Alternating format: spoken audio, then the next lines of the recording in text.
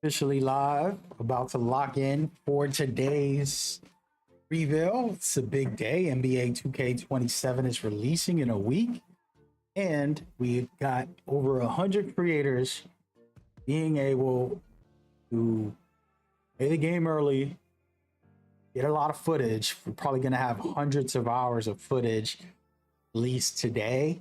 I'm not going to cover everything, but we're going to look at some of the creators' videos, react, and break down some key things, learn systems, mechanics, and see what people are feeling or thinking together.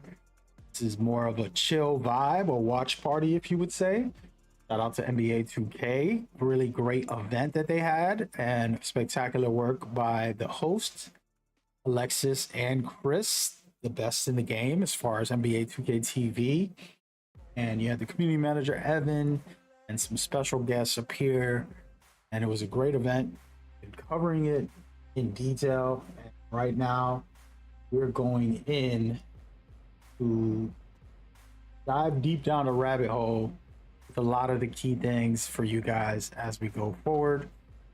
It's pretty exciting, to say the least. So lock in with me. And for some reason, my live stream is not live, guys. Apologies. There it goes. My camera's not on. Everything is messed up, guys. Oh man. But yeah, so just stick with me. We're gonna make sure all these technical difficulties are fine. One step at a time. Get my camera working, you know what I mean? There we go. We got the camera. All right. Hi, if you're in the vertical stream. Should be going good. We're gonna make sure everybody's locked in for the day and make sure all the channels are functioning and going forward. The things are not live yet. We got less than 5 minutes before the start. And what I'm gonna do is pretty much just watch videos with you guys, break the information down in detail, give you all the key information, chat with the viewers, take some questions and comments. I'm learning with you, so we'll learn together basically. So that's pretty much the general game plan for the most part. All right. And I want to make sure that my thumbnails and everything is good on YouTube because I'm live on many platforms. I'm live on multiple YouTube channels. I'm live on Twitter, Twitch, TikTok. Shout out to TikTok. We're live over there as well. We're just locked in. You know me? So join me on this as we go forward. One step at a time, folks. I probably shouldn't put audio, monetization on this just because people might have music in their stuff. We're going to try and see what happens as we go. But yeah, so the game plan, learn everything, share everything, and help you guys.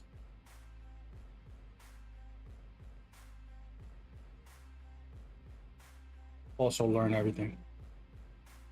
Feel me? But yeah, how's the day? How's it going? Are you guys excited? Are you ready? You locked in is the question, because I'm probably not going to do a long stream, an all-day stream, but I am going to do as many hours as I possibly can and go from there. Wait, this is the opposite stream.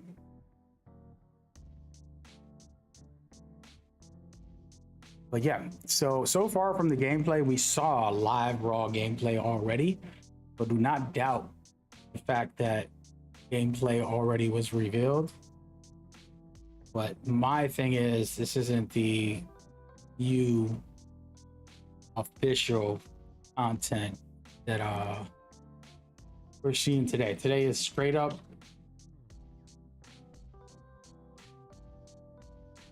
content creators. So no promotional content. It's straight up just creators. And we're gonna see their gameplay. We're gonna see Rucker Park for the first time. Play now. There is some my team stuff. I probably won't be able to have time for that today. I'm gonna stick to my career for the most part. So for those that are probably like, hey man, where's my team stuff? We might not showcase that. You know, a lot of content in the game. It's funny because people are like, there's no content. It's like there's a lot. There's too much content. 2K. To fully get into my career, to fully play my team by the end of the year, you know, all the modes, it's a lot. It is a lot. You know. But we're locked in. Literally one more minute, and then we get to see the official reveals today. And if you have specific creators you want to watch with me, leave it in the comments. I probably should have put that in there and mentioned it. If there's a specific creator that you think is awesome that got, you know, good footage at the event that we got a couple days ago, that would be perfect. I would gladly showcase them, as long as they're not like, you know, playing music. We'll be able to watch it with the sound. I think that's good. We'll try. We will see. But yeah, I have a list. I already made a list on Twitter, which I've always had the list. A bunch of people I know, a bunch of people you guys probably know. And then some new creators as well, which I've never seen their stuff. So might take a look also into their content, stuff like that. First one up, if you want me to spoil the story, I'm probably gonna go to Koza, depending on what he has. So I want to see dribbles. I want to understand mechanics. But whoever has the first video of dribbles and mechanics is the one that I'm going to gravitate to first. And then we can do like other stuff, you know, which would be just general play now, things like that, which is just as good in my opinion. Yeah, shout out to everybody coming through. We're almost starting. Just give me a couple more minutes. I'm in the middle of making sure my thumbnail and everything is working. So give it a second. All right. Once I get these thumbnails, we'll go ahead and start watching. I am going to make some video breakdowns with this stuff, so it is kind of me working at the same time. I'm going to capture screenshots of build. Oh, I can't do builds today. Interesting. Got today is more just general gameplay stuff. But yeah, we'll do a video today wrapping up everything we learned from today's reveal. Should be a good amount of information, people. So check it out as we go. Let me go ahead and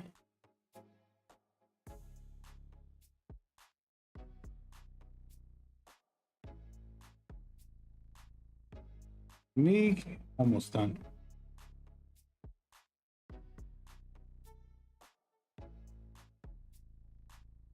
NBA 2k 27. Unfortunately, I'm gonna have to take somebody's footage today. So we'll see how that goes. TikTok, apologies guys. I'm so new to TikTok.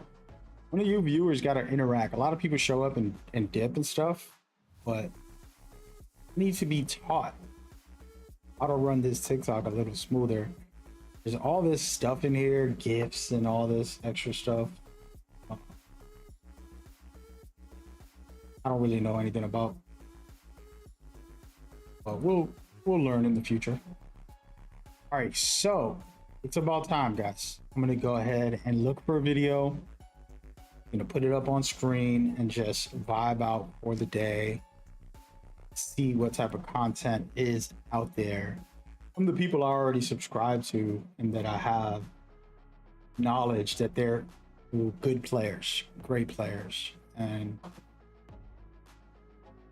going in.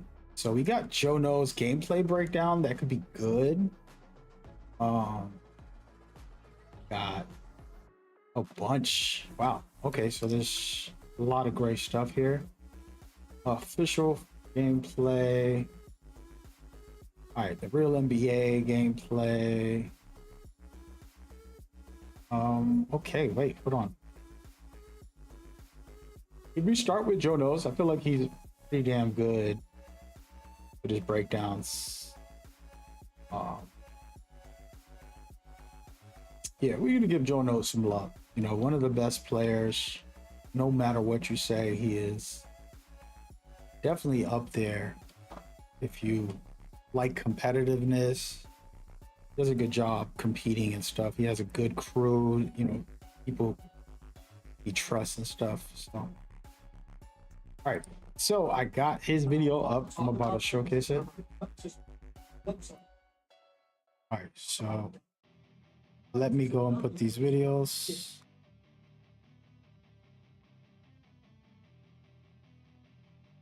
Okay. There you go. So that's Joe Knows. I'm going to make it big screen. Don't worry.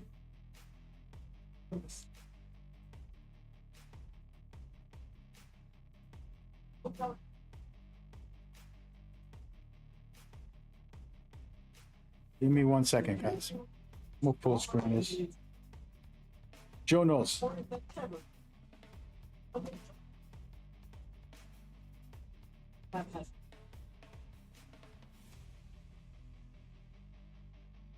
Okay, so here it is. So this is Joe Knows. Might have to shout out to 2K Labs also. Love those guys. They've always been really nice to me. I'm gonna have to make my screen gigantic. Not looking good for my. Did I just make me smaller? All right, you know what we're gonna do? We're gonna double up.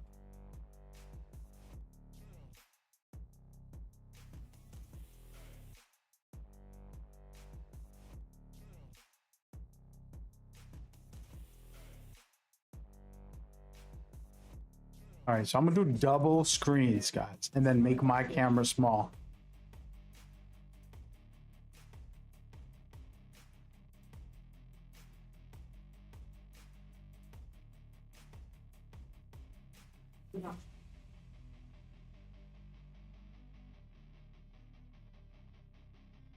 Let me put the camera up. There you go. All right, so we got a double screen of this. There you go. So far, he hasn't really said anything special. Well, you might see different size green windows. That's probably because they were playing on lower difficulties. I put it on the hardest difficulty the whole time so we could get a real read on what we're looking at. But, as I said, we could not turn on shot feedback, which was really frustrating because the main thing I wanted to see after 2K26 was how is that new shot contest and hands up and everything that we talked about, how is that looking? But not being able to turn on the actual shot feedback so we could see the visual feedback of the contest is tough to be the judge. I could sit here and tell you it felt better, it felt worse, this, that, and the third, but without the feedback, it's a lot of guessing games. The one thing I will tell you is that aggressive hands up versus passive hands up, the passive hands up, I felt like I was getting scored on anytime I tried to use it. Even in the paint, on the perimeter, anywhere I used the passive with the right stick that Mike was talking about, it felt like it almost felt like a waste of time. Like the AI was scoring on me every time. Maybe that's just an AI thing. I'm not sure. You know what I mean? The AI sometimes are really good at timing layups and close shots and things like that. But the aggressive hands up, that was something that I felt like it was a noticeable difference in terms of how many stops I was getting. Perimeter and paint. This is Rucker felt Park, like the guys. contest on the aggressive hands up was like much better than the passive hands up. So, you know, again, it's tough to actually judge it without the feedback being on and seeing what the actual, you know, those new 8 stages of contests. Wonder if he's playing against AI. open, assuming it bothered, is. semi-open, smothered, Has to be, light 'cause there's no contest, PvP heavy on contest, it. all the things they showed in the news. Without having that on, it's tough to be, actually give you a Window's good small. assessment, and that's disappointing because obviously I go into community day trying to get as much information for you guys as Keep talking about possible, the shot and the main feedback, thing I wanted to see in the contest gameplay feedback, was it's the shot it contest. wasn't But as I there. said, we could not see the shot contest in He's Play been Now, saying it for Rucker like 10 Park, minutes. and 4 2KU. We minutes. could not change our gameplay HUD, right? We couldn't take the meter off. We couldn't put on the shot contest feedback and all that. But tomorrow, the embargo lifts on the builder, my player gameplay, things like that. In there, we could change the gameplay HUD. So in there, you will be able to see contest, but obviously I'm not allowed to Basically, wait speak until on that tomorrow side is of the what he's saying. gameplay. I'm not allowed to show that side of the gameplay until tomorrow. There is an embargo until tomorrow. For the I'm My only Builder, allowed so to speak on the gameplay here, and obviously, he's like talking I about. said, we could not put it on here. So that's about it. In terms of shot contest, that's about all I can say. So let's move on. That's a Now let's take a 5-minute break and talk shot about one of the new contest features, the breakdown. step throughs. I'm not gonna lie, I like this. You could do it in the paint like that, like I just did with That too is gonna SGA, be but you can crazy. also I've do been it on the talking about this perimeter is the now, new as Mike meta. said. You could do it any direction. Oh my left, God, right, that's gonna be forward, nasty. backwards, and I ain't gonna Oh lie, I my like this. God. It's a creative way to get to a Oh, yeah, bucket. It's well, just y'all another thing cooked. to add to your bag. You We'll might see how start off with effective a it is post score. online, person I versus had not person and started whatnot, with and a what post people score can in come my up with. life in 2K, but this might But be the year. just the way it looks and the mechanics behind it, I feel like it's smooth. The way it works as you would think it should work, if that makes sense. These clips in the 2KU are from my boy Joey 2K because I got a couple clips like the SGA Joey one and 2K stuff, but I didn't cooking get out as many here. as I Shout out wanted. to Joey So 2K. shout We out to gotta him watch for his sending stuff me in a these minute. clips so y'all could see a little bit more here. But I Really really like the good way things Kobe's. branch out. It's smooth. It really does look This the way is you all would you want need it right to, now. Oh in my my God. opinion. Post scores are eating this off year. the triple threat, whether you're doing like the reverse spin, like he's doing it with Kobe because it is like really some Kobe, some Kobe stuff. But it's just cool. I do really like Definitely this. Kobe A lot of style. times when they add new Oh, features, baby. I'm kind of like like the rap. We might start off with a Kobe build, Since the y'all. dawn of mankind, Shout out to the Humans have had commercials.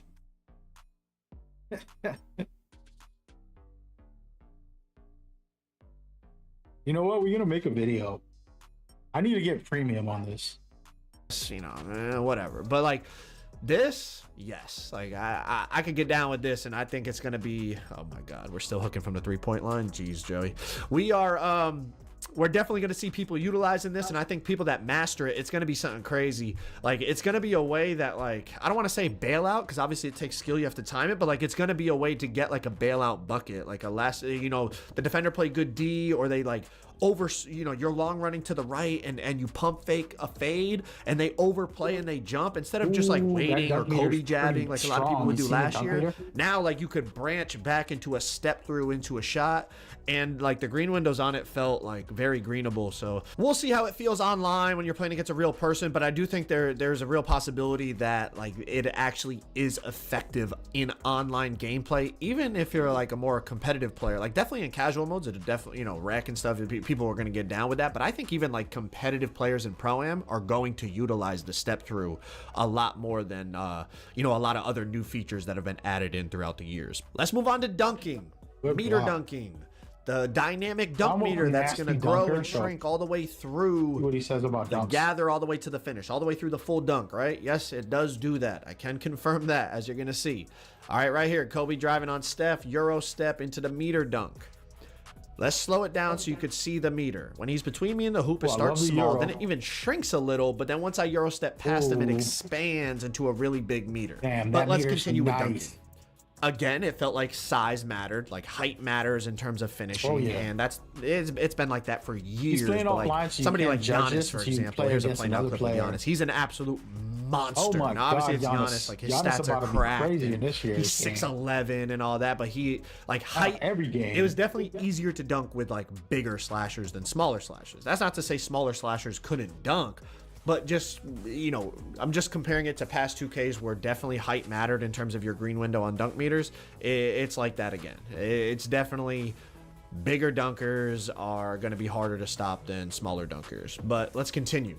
Something else I noticed with finishing in general, but since we're talking about dunking, I'll relate it to dunking.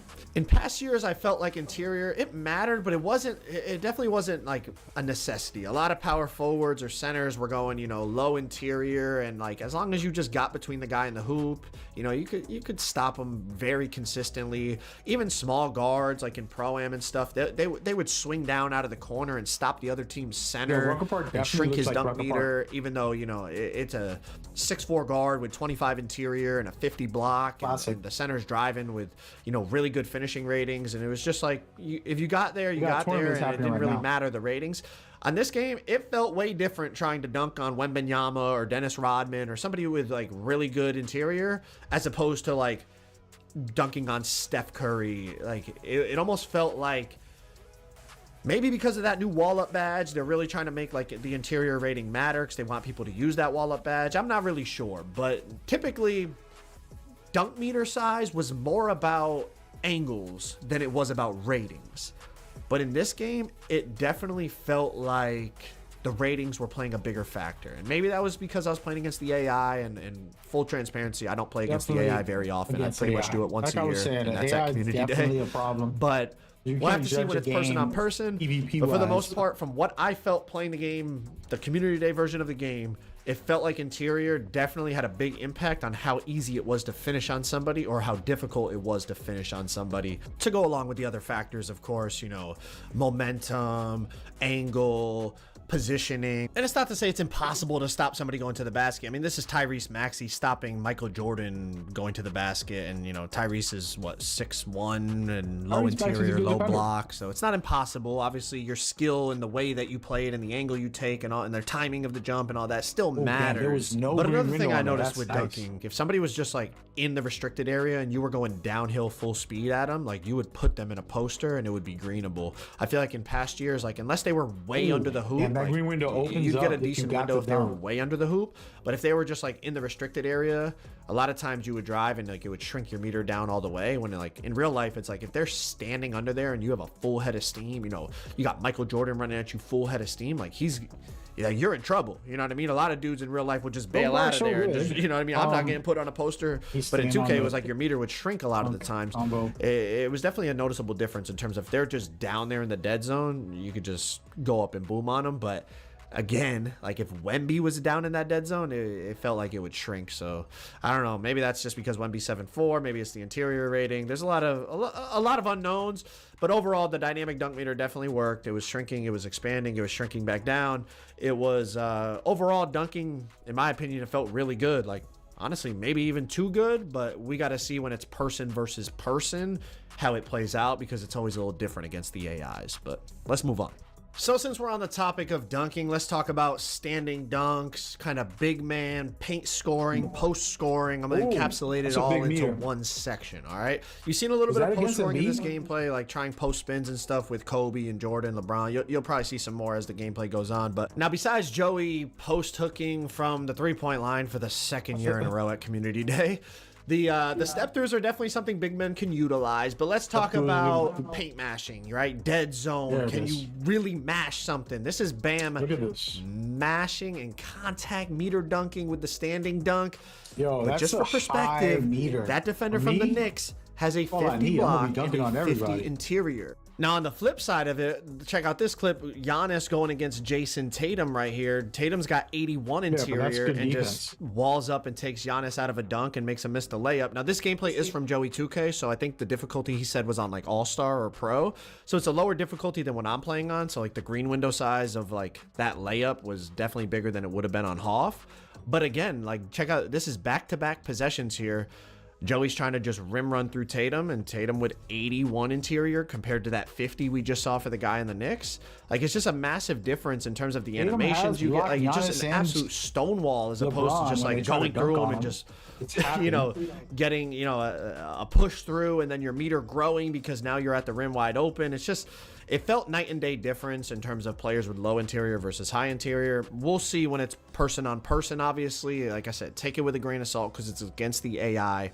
But it's just what we felt. And it's not that like when somebody had high interior, it was absolutely impossible to like finish no on them. stamina, Pause. still trying to make a Like play. I think there was actually a dunk earlier in this game where like Giannis was in the dead zone and I dunked on him with Kobe. So it's positioning and you know, timing of the jump and all that still matters for sure. But the point of this is just talking about meter dunking, driving, standing, paint mashing, and then also interior defense. And it just, the overall feeling right now, the was interior mattered more than it has in past years. So I've seen. moving on, let's branch over to layups. Layups also felt really tiny, good, and this is the perfect time to talk about it. So let's slow this down. I mean, again, it's against Steph, who has low interior and he's smaller.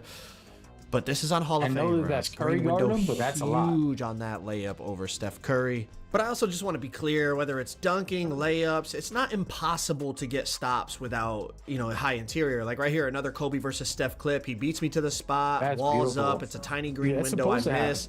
Positioning, timing, whether you're using the aggressive or passive hands up contest, all that stuff definitely felt like it mattered. But overall, layups felt really effective. And again, maybe it's because it's against the AI. You know, the AIs guard things differently. I know I keep saying it's like, I just want to reiterate, everything here is like how it felt against the AI. Obviously playing against a human being is going to be different, but I'm just talking effectiveness, green window size, things like that. Like even the computer, there's times where I feel like in the past, in past 2Ks, I could bait them into a layup and then just block it, and it was definitely not as easy on this game. Like that technology Mike was saying, where like if you have a high layup rating, your player will like automatically try to avoid the shot blocker's hand. Like definitely notice that. Like I'm trying to chase some of these gameplays in Blacktop. I'm trying to like let Steph go for a layup and then try to chase him down with LeBron, who has like legend high flying denier, and like no, like I definitely got a couple, but like there was a lot of possessions where like he would just like kind of maneuver the ball away from me and lay it up. And wait, Kobe Bryant's just overall layups felt really effective. Everyone that I talked to, they felt really effective. Every time I went for a layup, the green window was very timeable. Now, obviously, I'm playing on players with really high layup ratings. I think LeBron, Kobe, and Jordan all have about a 99, like close to a 99, somewhere between 95 and 99 layup. And obviously, Steph Curry has high layup. Like most of the players in the play now that we were using and Rucker we were using have really high layup ratings, so that could also be a factor. But everyone that I talked to, obviously can't talk about the my player stuff. I was about to slip up and break embargo, so let me chill. But everyone that I talked to, they all agree that layups felt really effective. We'll have to see how it feels when we actually get out there and it's person on person, you know, park, rec, pro-am, all that stuff. Instead of just going for dunks every play, that was the consensus from playing against the AIs in these game modes. So let's move on. Next thing to discuss. Let's talk about shooting in general, right? Mids, threes, fades, hop jumpers, spin jumper. Let's talk about all that type of stuff, okay? So first things first, middies definitely felt a lot easier to green than threes. Threes obviously you could green. You already seen a few in that Rucker Park, but let's talk about this, bro. Obviously we can't see the contest, but under his feet, the defense thing registers red, so like it's definitely like the defender is bothering me, and I just right over him and green it. So definitely making contested shots are still possible. It was also a little tough to assess shooting because I could not take off my shot meter, and I don't know, maybe some of y'all still like playing with the shot meter, but to me it just like I gotta have my meter off so that I can really like feel right. And the fact that you couldn't see shot contests also really affects like what's a good shot, what's a bad shot. Obviously the easy, you know, what's the obvious ones you could tell, but it's like on 2K26, there's a lot of shots. If you had no shot feedback on, you would look at it and be like, oh, that was a bad shot, and then it registers open. So the shot contest system matters a lot in terms of assessing shooting. And the fact that, again, it was really frustrating in my opinion. The fact that we couldn't see the shot feedback in these modes was just, it made assessing shooting overall very difficult. One thing about shooting that I really do like is the fact that they split up the mid-range and three-point shooting badges, kind of like how it used to be, you know, back in the day. But in recent years, it was just like you had shifty shooter. That was for moving threes and moving mids. So you could like go high mid-range and still have shifty for, you know, the moving threes, or vice versa, you know, high three-pointer and then still have shifty for your mids. It's like now you know, you could be an average three-point player and an elite mid-range player, or vice versa, because, you know, the badges for those specific shots are now tied to the individual badges, which I think is a good thing.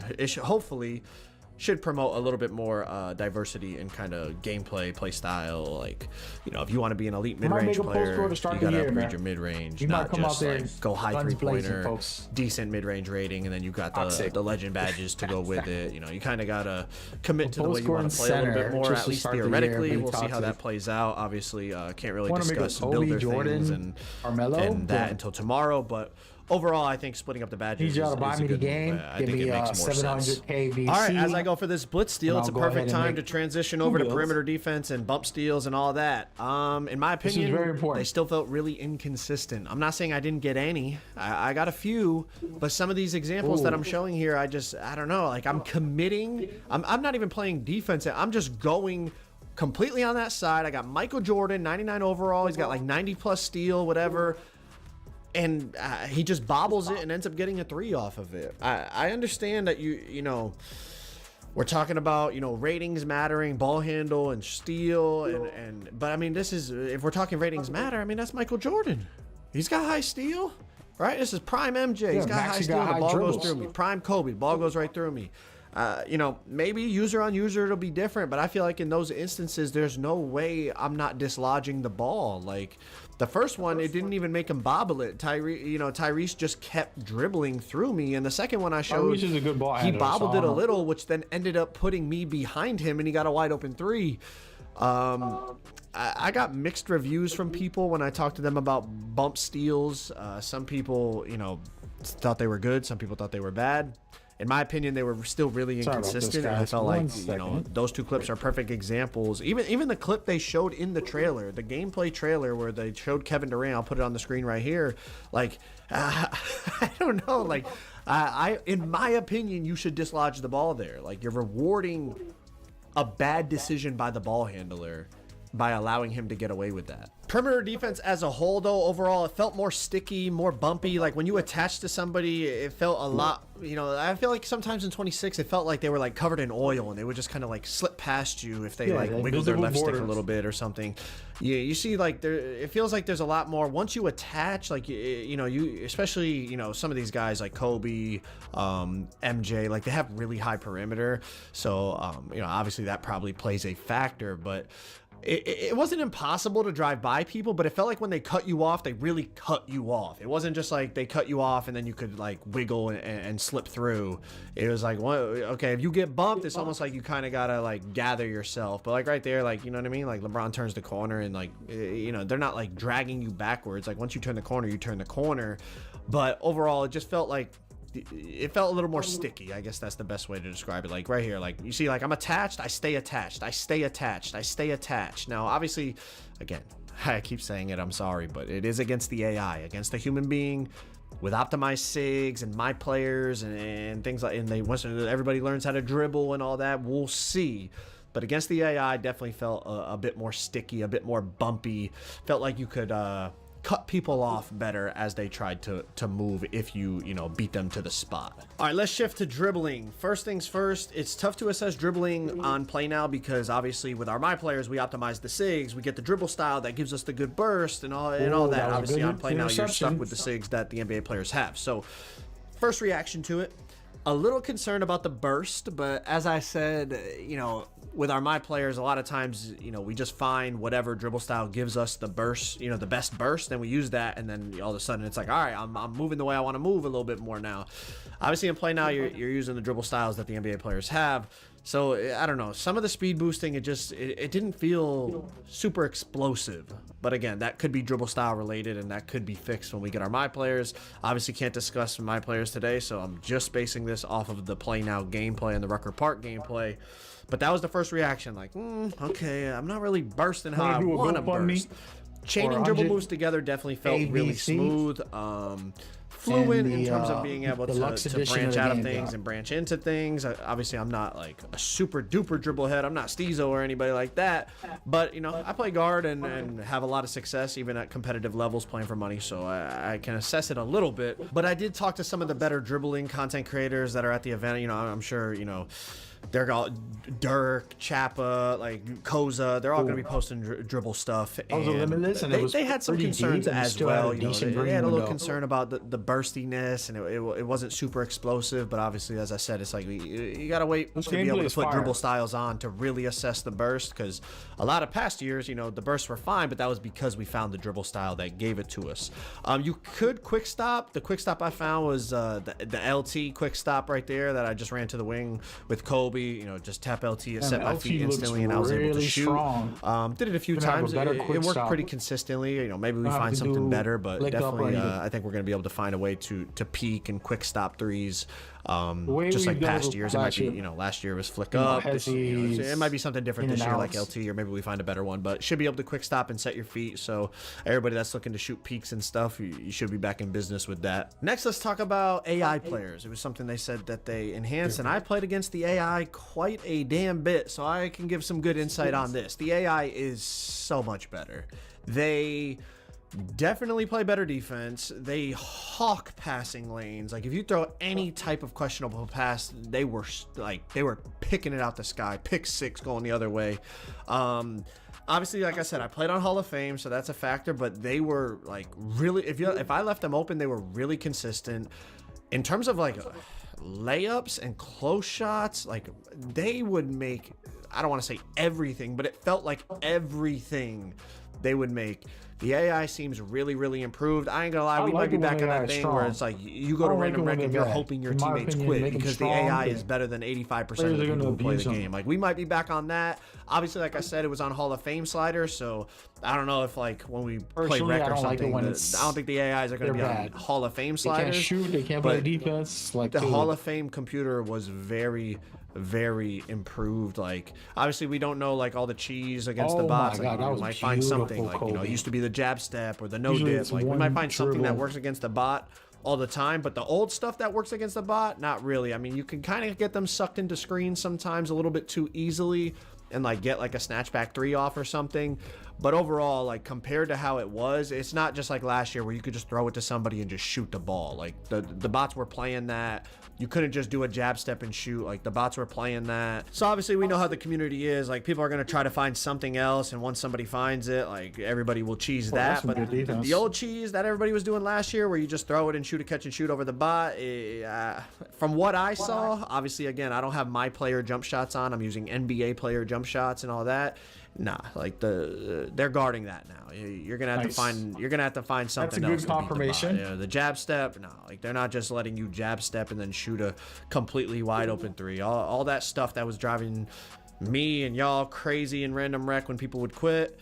That stuff has been fixed. All right, real quick on passing. I'll be honest, I did not pass the ball that much. Like obviously, you know, I'm controlling the whole team.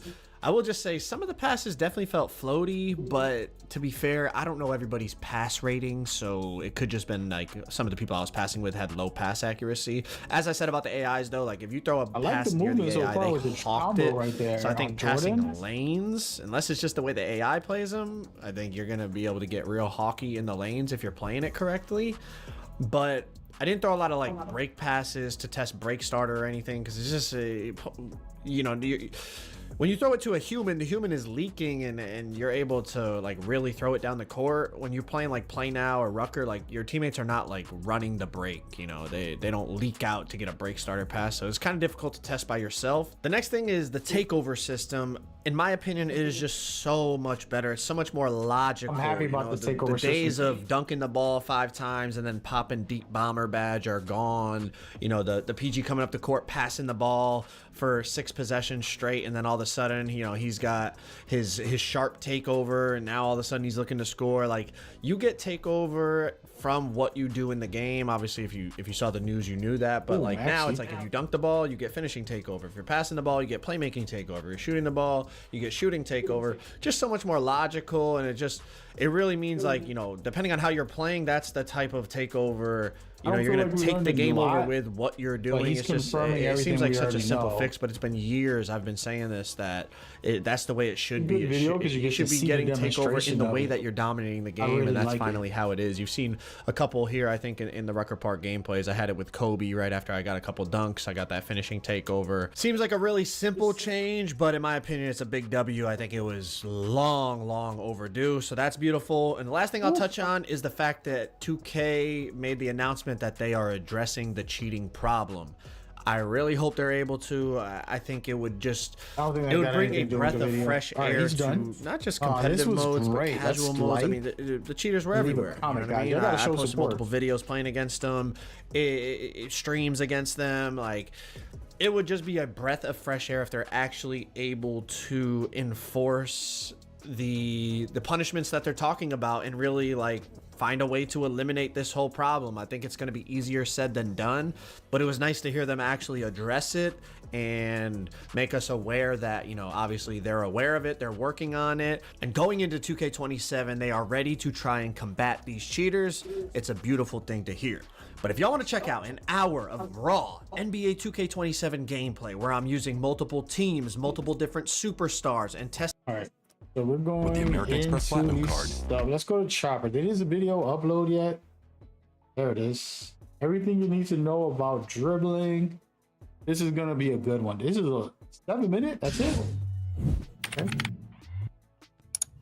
All right, let's watch it. What's good, Go y'all, man? My subscribe to name is Chopper, but I guys. go by Chopper, you feel me? And we finally made it to NBA 2K27. I did get invited to play the game early at Community Day, so I do have some raw gameplay for y'all. This video will be covering your questions that you asked me on Twitter and my honest thoughts about dribbling as a whole. Last thing before we get started, I need y'all to get this vid to 1K likes and stay tuned for a surprise. And without further ado, let's get into it. The first question this person asked, is there a speed boost and a quick stop?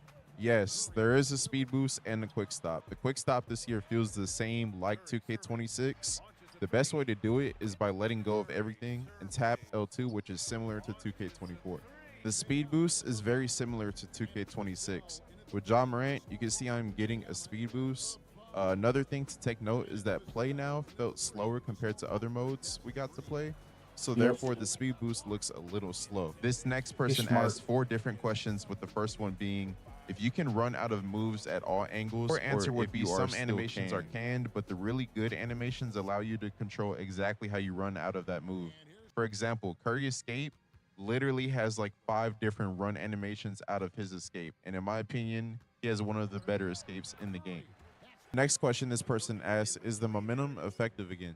The momentum, I wouldn't say is effective, but it definitely has a better aesthetic. It doesn't seem to get bumped on collision anymore. I noticed in play now, but that might get changed. It's looking smooth for the next combos. Question that person asked is if the behind the backs are effective again. The answer would be yes, they are, but there is a catch. For some reason, triggering a behind the back escape like Curry Slide was very difficult for me to trigger. I could probably trigger 10 speed glitches in 2K26 before I could trigger 10 Curry Slides in 2K27.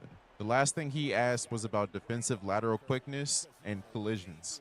Defensive lateral quickness was good only until you put your hands up. For some reason, if you hold right stick up, which is aggressive contest, your player will get stuck and then they could just run around you. Also, blitzes, collisions, and closeout contests all seem better in 27. This person asks multiple questions and we have already covered the first one. He asked how shooting tempo off peaks felt. To be honest, I don't think there is any point to tempo this year since you have to green both, which in my opinion is easier to mess up compared to shooting button. Next, he asked if SIG size-ups are useful again. Yes, SIG size-ups are back and are actually useful for the reason I said in the beginning of the video. There are certain moves you get consistent speed boosts out of, and SIG size-ups are one of them. If you are not a dribbler, an example of a SIG size-up would be Steve Francis from the older 2Ks. This was in the SIG size-up category and it was very OP. We don't have Steve Francis this year, but I did find a couple ones that are useful that I will drop tomorrow and show y'all. Mostly watching his dribbles to find out yes, it type is of super combos, fries. how they D-book flowing breakdown together. Literally is the worst Things like animation that. in the You get to game. learn a lot. just by Playbook watching breakdown it. is basically a whole new pro play animation, and it is completely slowed down, so it is useless. Kyrie spin jumper is back in NBA 2K27, and there is Yeah. one minor change that actually made it better. Now in 2K27, you can run straight towards the basket without stopping and double tap square to get the good animation. Last year, you had to twirl your right stick in order to get it, but now it is easier to do. So if you are a lockdown and get beat up the court, the guard will do a spin jumper. Also, Paulo and KD go-to shots are back in NBA 2K27. However, I cannot show y'all the requirements for them until tomorrow. This person asked about my overall thoughts on dribbling, what game comparison, the misdirection. First thing I would answer is this game's dribbling seemed like if you combine 2K24 mechanics with 2K22 movement and game speed. On top of that, as y'all saw in the gameplay review, you can fully customize we your eating sig. good. So the What's going on, L2 cancel Cruzo? and quick stop remind me exactly like 24, but the actual speed boost Rosa, animation reminds Garza, me of help me 26. say your name. Doing combos in general are way faster and are definitely not casual friendly. Thank you for coming by, Learning man. I combos appreciate and you. keeping pace with your moves is going to take a long time to learn. The skill gap, especially on small guard dribbling, is going to be insane. I didn't get to test I might have tall to go with a guard small dribbling, guard. What so y'all I think? do apologize about that, and I will lab tall guards when the game releases. This will be by far the most dribble diverse 2K ever, just because of the expanded dribble customization. If you want to see what SIGs I think are the best or what I think will be meta, make sure to tune in tomorrow, August 21st, for that video. Hey, show love to The Chopper. This is misdirection his video. in this guys. game is very difficult to do and seems very slow to me. I definitely think the misdirection in 2K26 is way better. The misdirection in this game seems very clunky and not useful at all. Before I end this video, I want to go through some of the 2K26 animations that were meta and show y'all if there's any difference with them in 2K27. First, we have Defox Cross. In 27, it looks like it's still going to be the best crossover to use. That's not In bad. play now, it felt extremely fast and viable. Defox Snatch is slowed down in NBA 2K27, and it seems like it would not be a good SIG. It also drains stamina very quick in play now.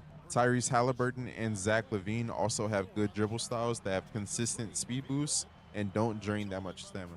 Kevin Huerter hop jumper is back, and even though it looks slow in this clip, I'm pretty sure it's because his release is slow. I didn't clip it, but you can also step through if you don't shoot the hop jumper.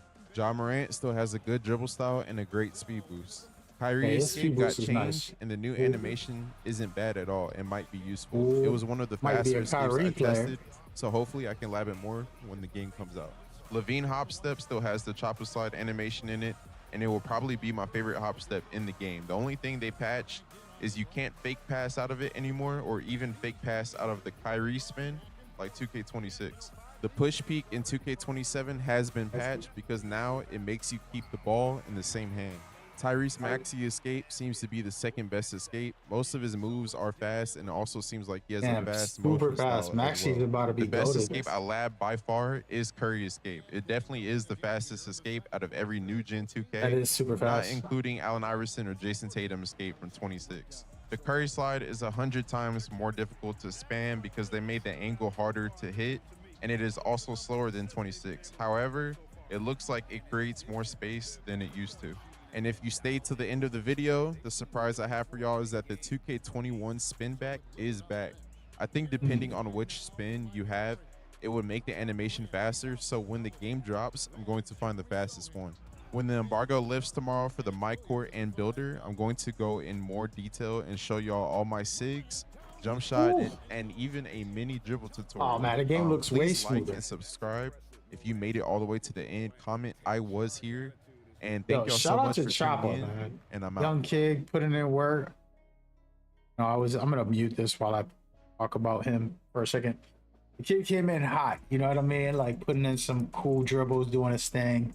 I was telling this to people every year, right? Like you could be the next big thing. You just gotta get out there and do your thing. And a lot of times, you know, like me, for example, I was on a space, the manager and the developers there, telling them like, I don't care if I don't go. I'm gonna be real to myself. Y'all can all go to hell. basically. And it wasn't like disrespectful. It was basically saying I have to be real to me and trying to tell the listeners. We had a couple thousand, like 11,000 listeners, and telling the listeners like, hey man, be real to yourself, be authentic. If a brand likes you, cool. If they don't, it wasn't meant to be. It's like a girlfriend. You shouldn't be fake for a girlfriend. You got to be yourself. If it fits and it works, it works. If it doesn't work, you just move on. And the same thing with 2K is like, I don't chase on a community day. I don't chase trying to get a logo. If it happens, cool. But you got to be real with yourself. And a kid like Chopper came in guns blazing with fun dribbles and different things like that. And you know what's crazy? I forgot to bookmark this stuff. I'm gonna put a watch later on these videos, man. But yeah, so a kid like that does the work, you know what I mean? Yo, you better have a video up. He doesn't have a video. Come on, Koza. Koza's been too busy. Let's see who else was at the event that I can watch. I want more dribbles. I want more deep dives, breakdowns on things that I feel is good from people. I don't get to watch a lot of YouTube. Let's check out 2K Labs. Did they make a video? That's probably where Koza's video. They didn't even make a video. They're busy. Let's go with this guy. This guy's wild. His voice is like he also don't have a video. What is going on? Oh my gosh. Come on, Kevin. Tell me you got a video. There it is. Raw gameplay. I don't think he's gonna have what I want. Let's just go to him real quick. Shout out to Kevin Cruz. People always tell me like, oh, you sound like Kevin Cruz. Like, y'all both so this real one cool. focuses on LeBron James and the videos. 76ers against the I Boston appreciate it. Celtics. I'll have a separate 30-minute video discussing detailed gameplay impressions. Unfortunately, that won't have B-roll later on because I just didn't have enough time to produce it before embargo. But in this video, I wanted to focus on the dynamic layup engine, layup combos when possible, the ability to combo dribble moves a little bit better, including the new moving breakdown dribbles, which I think are going to be super underrated. But yeah, these are highlighting some of the new features for 2K27. Enjoy, and I got way more content dropping throughout the rest of the day. But shout out to him. He flew like 12 hours or something. Like a 15-hour flight for him. Props to him. He made it home and still put out a video. Expect to have an advantage in the front court. That's not the case tonight. They're evenly matched. The bigs are going to. Oh, this is just raw gameplay. Everything they get. So let's take a No, that's not what I'm looking for today. Well, I had a chance to talk with I'm gonna come back to this. Derek White came up and Coach showered Let him me with praise. He said let me Derek is a guy watch this later. I want to remember. Who else do I have that does good breakdowns that went to the event? Joey? Are these people not uploading? What is wrong with people? Come on, man. Guess we're gonna go with Grinding. Grinding always does amazing videos. Let's see what's up. How's it looking? What's going on, Cuban Prophet? Man, you're from NBA Live days, right? I was just telling the people, man, like, you gotta just do you know? And yeah, that was some good times, man. Hope everything's well. We're gonna check out Simply Grinding's video. I've been looking at people's content to see what's happening. What I can say right now is that it does have 26 in it core, but it feels like it has a couple other things mixed in. Defense looks stronger. I'm not sure how strong. They have really good step throughs, layups. I feel like the dunks are also stronger. Like, they buffed up a lot of stuff this year. And it just looks smoother animation wise on some of the previous animations. But that's all I got for you. But we can look at this review, honest review from Simply Grinding. This guy makes really good quality content. We need his editors. I need to hire his editor. early, and today I'm going to give you my completely honest opinion about everything I liked and everything I didn't. For example, I love the brand new dunk meter. Last year, the green window on the dunk meter only shrunk and never grew, but this year you can visibly see it grow the more open you get throughout your dunk animation. Tall players obviously still have an advantage in this department, but small players have access to a certain takeover that completely levels the playing field. More on that later. Now, one thing I didn't like is the ball going through my player on what should be obvious blitz steal. The lack of steals was a major problem on NBA 2K26, so seeing this was really concerning. But before y'all start saying GG, there's no defense again, let me also say the bumps and contact body ups you get on this game felt insane. Even on players that aren't known for their defense, I was able to get attached to their hip really easily when in NBA 2K26, even the CPU would slip by like I wasn't even there. I also have one more thing I want to reveal about blitz steals, but first, here's a $50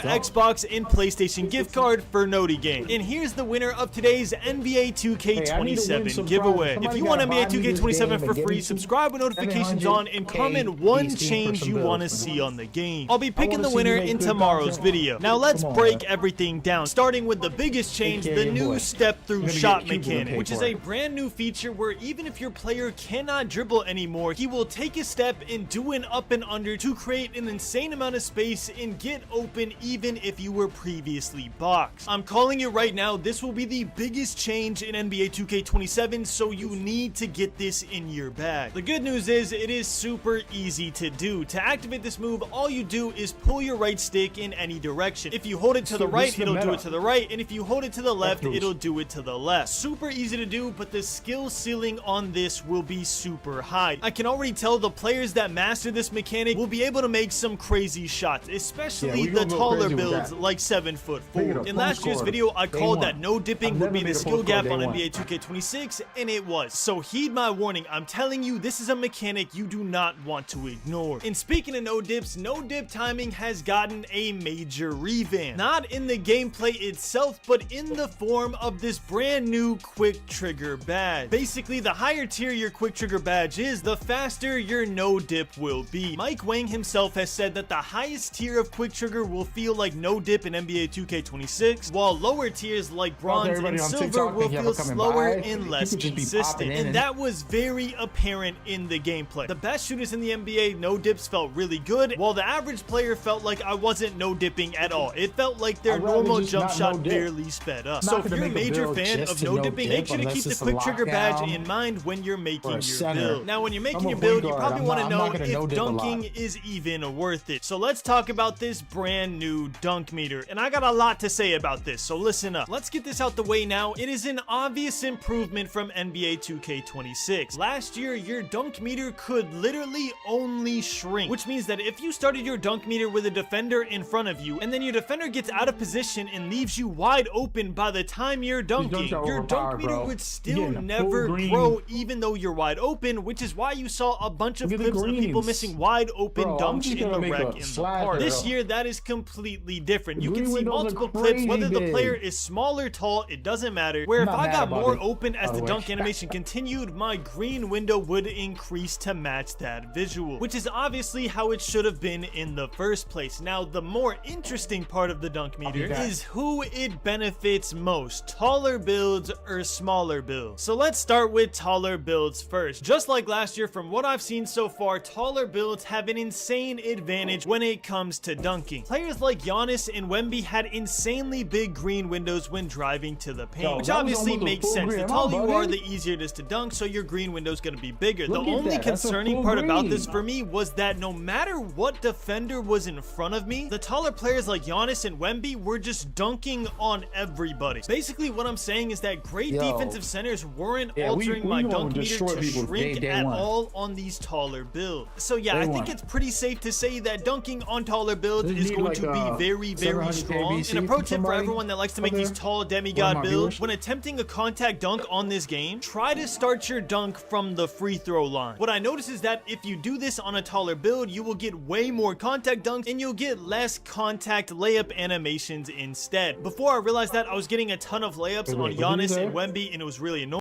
What I noticed is that if you do this on a taller build, you will get way more contact dunks and you'll get less contact layup animations instead. Before I realized that, I was getting a ton of layups on Giannis and Wemby and it was really annoying. But once I started the dunk animation earlier, it was straight contact dunk city, even without takeover. Now, okay, granted, taller builds can dunk. Cool. What about the smaller build? This is what I was really concerned with because y'all know me, I love to start off the year with a 6'3" or 6'4" two-way point guard build that can do it all. But to do that effectively, small guard dunking needs to be good. And I'm happy to say that it is a lot better in NBA 2K27. I used Ja Morant for nearly an hour. And even though he is only an 84 overall rated player, he was getting contact dunks like it was his job. And not only that, you can see over and over again that my dunk meter green window increases in the paint every time I get a little more space during my dunk animation, which was honestly a relief to see. I was convinced it was going to be only tall players could dunk once again, but small guard dunking felt really good, especially with this brand new takeover called airspace. What airspace does is it increases your green window on driving dunks. And man, once you get this badge, it is dunk city over and over and over again. One thing I will say about smaller builds dunking is that it was harder to get the contact dunk animation started because obviously shorter players have smaller legs, so you can't just do it from the free throw line like you could with a Giannis or a Wemby. But once I got airspace unlocked, it felt like I could start my dunk animation from Uganda, and somehow I would end up in the paint dunking on the tallest center on the court. I'm calling it right now, if there's no change before launch, airspace will be one of the best takeovers in the game. So keep that in mind when you're making your builds, because trust me, I will be too. Unfortunately, I can't talk about the ratings required to unlock this airspace takeover until tomorrow, so subscribe with notifications on for that. But let's just say, if you make a dunking build, you will have airspace, okay? It's not something you have to go out of your way for, and it is a super strong takeover to have. Now that we talked about the dunk meter, let's talk about the new changes to the lob system. Last year, I told y'all that I absolutely despise the new lob system, where it is a random button push every time you throw a lob. And the reason I didn't like it is because I thought it would be too hard for casuals, aka the people you load into in the random rec and random theater matches, and it would also have zero effect on competitive players because they're just good at the game. So it just felt like a needless cosmetic change that was punishing casuals and didn't really affect people on the higher end of 2K. And I'm guessing 2K heard these complaints all year because they came out with a better compromise for this than I could have thought of myself. And that compromise is that every time you throw a lob, it will be a fixed button press depending on where you throw the lob. If you throw a lob on the right, it will always be square. If you throw a lob on the left, it will always be circle. And if you throw a lob in the middle, it will always be triangle. For my Xbox users like myself, if you throw a lob on the right, it will always be X. If you throw a lob on the left, it will always be B. And if you throw a lob in the middle, it will always be Y. And honestly, I think this is how the lob system should be for the rest of time for 2K. I personally think that this is the best compromise you can think of with the system that they want to implement. Obviously, I would prefer it to just be X or square every single time because I still feel like the changing buttons isn't necessary, but a lot of y'all actually disagree with me and think that it's a cool change to make lobs a little harder. So in my opinion, 2K came up with the best possible compromise to satisfy both of us and also save my controllers from raging when little Timmy in the random rec misses his 6th lob of the game because he can't figure out what button to push. So overall, a W chain. Now it's time to talk about everybody's favorite subject, the dribbling. Is the dribbling good in NBA 2K27? And man, do I have a lot of opinions about this. First off, let's start with some objective truths. If you spam your escape dribble move over and over again, you will slowly lose adrenaline bars until you completely run out, and your player will start moving like a snail. But weirdly enough, if you spam your signature size up the same exact way, you don't lose adrenaline bars, and your player will move perfectly fine. So you can technically spam moves standing still and combo up, which I guess makes sense depending on how overpowered the move is. As you can see from 2K26, the most powerful move in the game was an escape move. The Paul George, the Jimmy Butler, Kemba Walker, everybody was spamming that all over the place depending on what type build they had. Yeah, so to counteract that spam, you lose adrenaline bars if you spam your escape moves, but you have to do it kind of egregious for it to go all the way down. So I'm honestly not too mad about that. You really shouldn't be spamming your escape behind a screen over and over and over again. But I just found it interesting that you could spam your signature size up over and over and didn't lose your adrenaline. Now, what are my honest thoughts about the dribbling? First off, the standstill moves looked great. A lot of them were super fast. There's going to be a couple that I mentioned right after this as the best moves in the game that I saw. So you know what animations you should be looking for your player. But yeah, a lot of the standstill animations on a ton of players looked really good. It looked really fast and it made the game look really smooth. What didn't feel good to me as a veteran 2K player is the burst you got once you tried to run out of these moves. It truly felt like I was doing these super fast glitchy moves, and then once I wanted to go to the rim or try and go for a 3 off a screen, my player would instantly slow down before attempting to launch. Now my guess is that this was intentional. If you remember, in one of the teasers they put a sign that said no left right cheese, or left right cheese has been removed, something like that. So I truly feel like this was 2K's attempt to limit the left right cheese behind a screen. But yeah, first impression, speed boosting felt really slow. So my initial thought when playing the game was, oh my god, speed boosting is gone. Some people are gonna love this, some people are gonna hate it, it's gonna be so controversial. But then I calmed down and realized this was just quick play. And even in quick play, I found some players that could burst out of their animations while others couldn't. So that initially gave me a sign that there are certain moves that you can burst out of way better than others, just like in every other 2K. So do not freak out if you see me doing super glitchy standstill dribble moves in these clips and then randomly I slow down out of the burst. Again, I can't really talk about what we're gonna go over tomorrow, but all I'm gonna say is some of your favorite dribblers were absolutely moving. If y'all didn't see, you get complete control over your dribble moves this year. There's like 30 different dribble animation slots, which means every single dribble animation has been broken down so you have complete control over your player. So I'm sure dribbling won't be a problem, but I still wanted to be honest and mention that I do think it could potentially be a problem. And I also have one more problem with the dribbling that I'll say at the very end of the video. Now with that being said, there are a couple things I do want to let you know. If you want to know how to quick stop, aka stop on a dime and shoot, it is L2 this year. Tapping L2 is by far the best quick stop in the game, but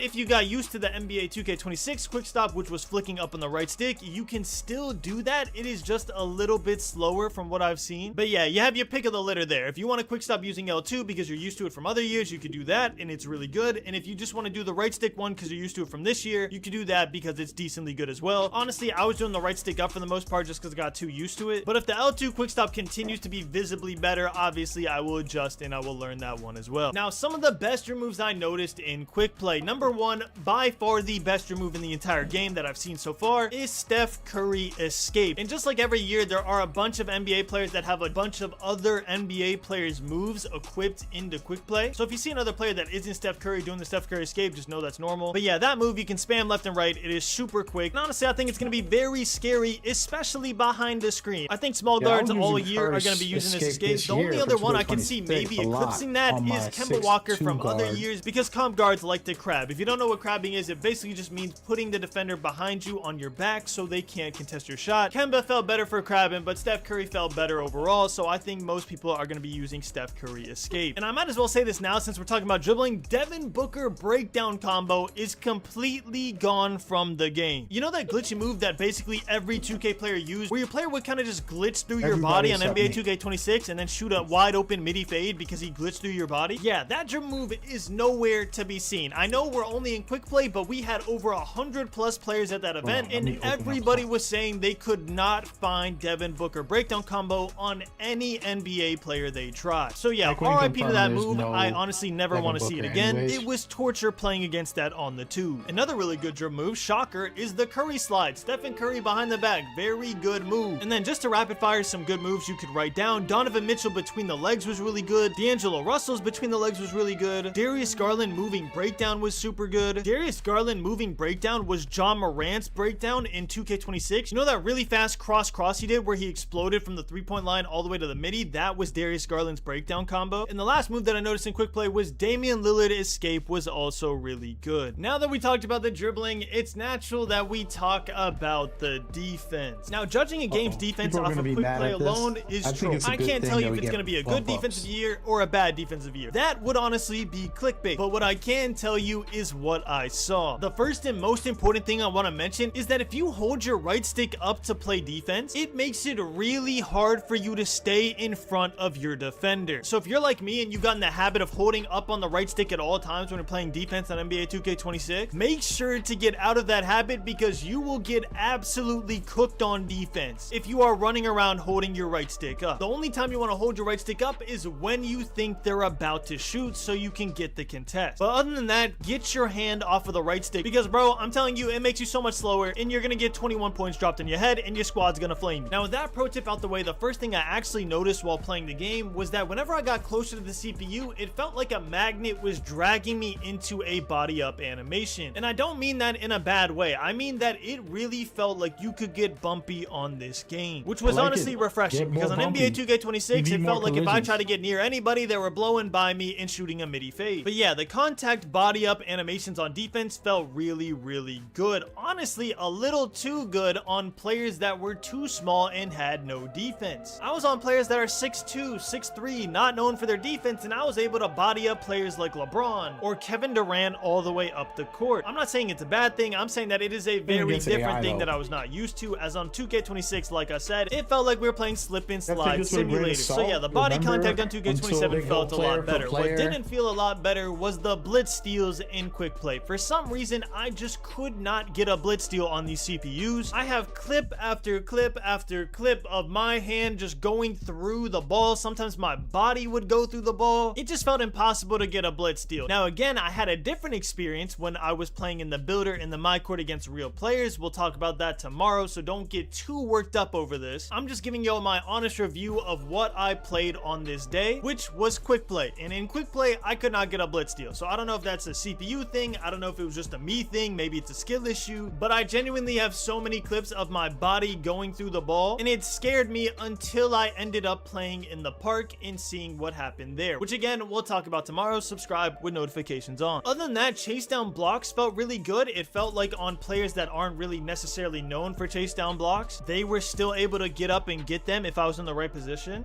Contest system, I can't really talk about against CPUs. If I was to say, oh, the contest system's really good, that'd be troll. If I said it's really bad, that'd be troll. You can't really tell against the CPUs. You have to wait until you play against real players to see what that's like. And the same thing goes for paint defense. I didn't really see my meter change too much, like I said, on taller builds whenever I was trying to dunk on like Joel Embiid or just players with high defensive ratings. I didn't really see my dunk meter change on taller builds. On smaller builds, it definitely got smaller or I definitely got blocked. But players like Giannis and LeBron were able to dunk very easily. But yeah, I don't want to go too in depth on paint defense until we can talk about what it's like online. For the most part, all I want to say in quick play was I could not get bump steals and the contact bumps were really bumpy. And I also wanted to warn y'all about the right stick up defense because I don't want y'all getting cooked on day one and hating the game. So yeah, again, make sure you put your right stick down unless they're about to shoot the ball. Now, a major change that I absolutely love because we have not had a good one of these for years is the standing dunk meter changes. Mashing is finally back, and I never thought I'd be so glad to say that. But on 2K26, the standing dunk meter felt so wishy-washy. Some games I'd be like Shaquille O'Neal in the paint, and some games it felt like I could not get a standing dunk to go in if my life depended on it. This year, especially on taller players, it felt like my whole window was green. Like you can see in these Wemby clips, I'm dunking on two people in the paint and my green window is nearly unmissable. And that's without the standing dunk meter takeover, which makes your standing dunk meter bigger. So I can't even imagine what mashing is going to be like once you get that. Post scores, hear me out, you might be back, all right? I know you had a rough year on 2K26, but you guys might honestly be back. And for me telling you that information, please never pull up on me, okay? I love y'all. I don't want no smoke, okay? I am afraid for my life. Please do not pull up with the standing dunk takeover badge and drop me off, okay? I want my 90 win percent. But yeah, no, mashing felt really good. It felt like the back down animations in the post were really strong too. You could see that if my player was stronger or taller, I would back down the player really easily. And then once I did the drop step animation, the player would get flown out of the way and I could get a standing dunk or a contact standing dunk very easily if I had the height and strength advantage, which is how it should be. There should be negatives for not going strength. There should be negatives for going a smaller build because that's how it is in real life. Wemby is going to dunk on Gortat, just like Giannis is going to dunk on Mario Chalmers. It's just a thing of life, bro. Physicality is a very important thing in basketball, so it should be a very important thing in 2K as well. I absolutely love the standing dunk changes. Even if it's a little overpowered this year, I still like it because, bro, we haven't had it in years.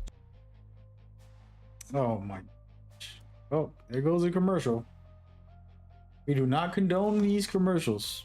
the paint and an eventual nerf has to come out, I will still have fun with it on season 1 because again, bro, it's been so long. We needed this back. Standing dunk mashing felt really good. Honestly, dunking overall felt really strong. And trust me when I say my build videos tomorrow reflect on this knowledge. So make sure to sub with notifications on. You are gonna want to see those builds. Now, with all that out of the way, let's talk about rebounding. And rebounding's kind of funny because it's not really an issue 2K has had. Like, I don't really see people complaining about rebounding too much. The only thing I see people complain about is sometimes the box out animation, because people will say I have a 95 defensive rebound, I have max strength, and I have the Hall of Fame badge. Why am I getting wormed randomly? So to combat this, 2K actually did something that I think should have been implemented a long time ago. I'm really glad they made this change. They split up the rebounding badges into defense rebounding badges and offense rebounding badges. So when you're making your center builds, you can no longer just go a 95 defensive rebound and an 80 offensive rebound and say, well, it doesn't matter. I have the rebounding badges because I got one of them to 95. Instead, you have to have both ratings super high. Because, for example, if you go 95 defensive rebound and 80 offensive rebound, yeah, you'll have a Hall of Fame defensive rebounding badge, but on offense, you're gonna have no badges. But on offense, you'll only have certain level. But on offense, you're gonna have lower tier badges, so you won't be able to get the offensive boards like you are on defense. So yeah, to me, that was the most major change for rebounding, is just splitting up the badges and making people invest more attributes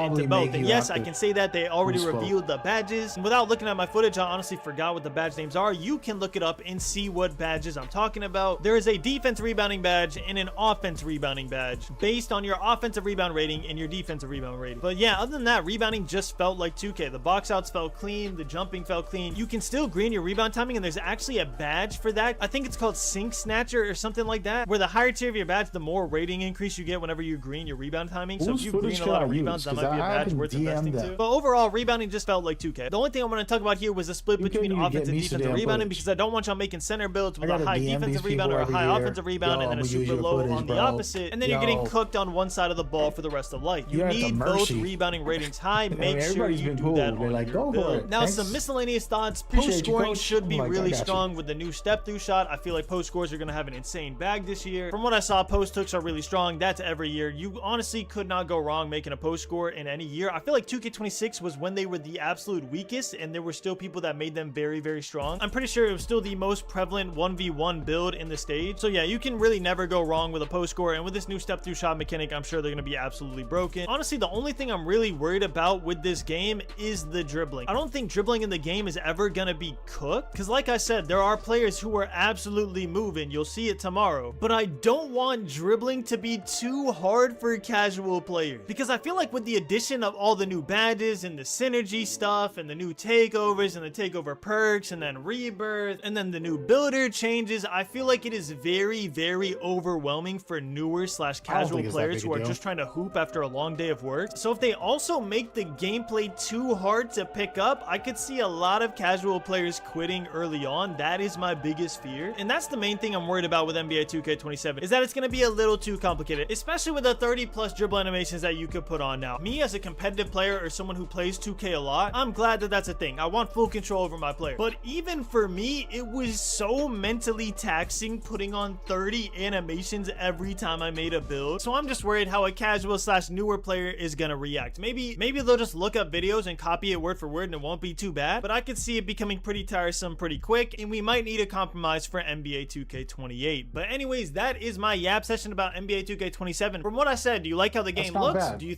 Shout out to Simply Grinding, one of the best presenters, I think.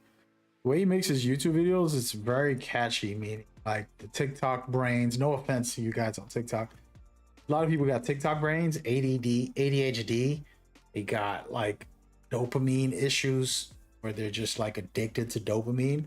So if you make a real chill video, it's not going to work for the masses. Whereas like, you know, concise, calm, that type of video doesn't do well compared to, hey man, what's up, yo, hey, yo, and then just keeping visuals popping. And that's why they have like a couple seconds of rules, whereas like every couple seconds they'll showcase something and things like that. So now I'm gonna go into somebody I've actually never watched one of his videos. Oh wait, I forgot to comment. Bruh.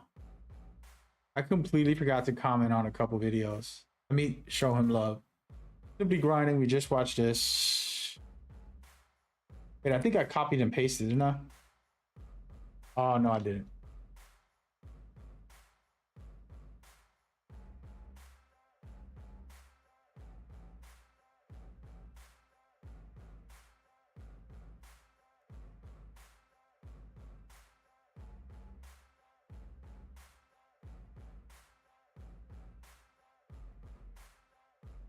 I'm gonna copy and paste this and just use it as my template from now on.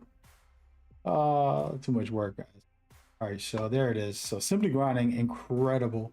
We're gonna go to shoot. This is his first time showing up. He's always been a funny guy and very consistent with his content.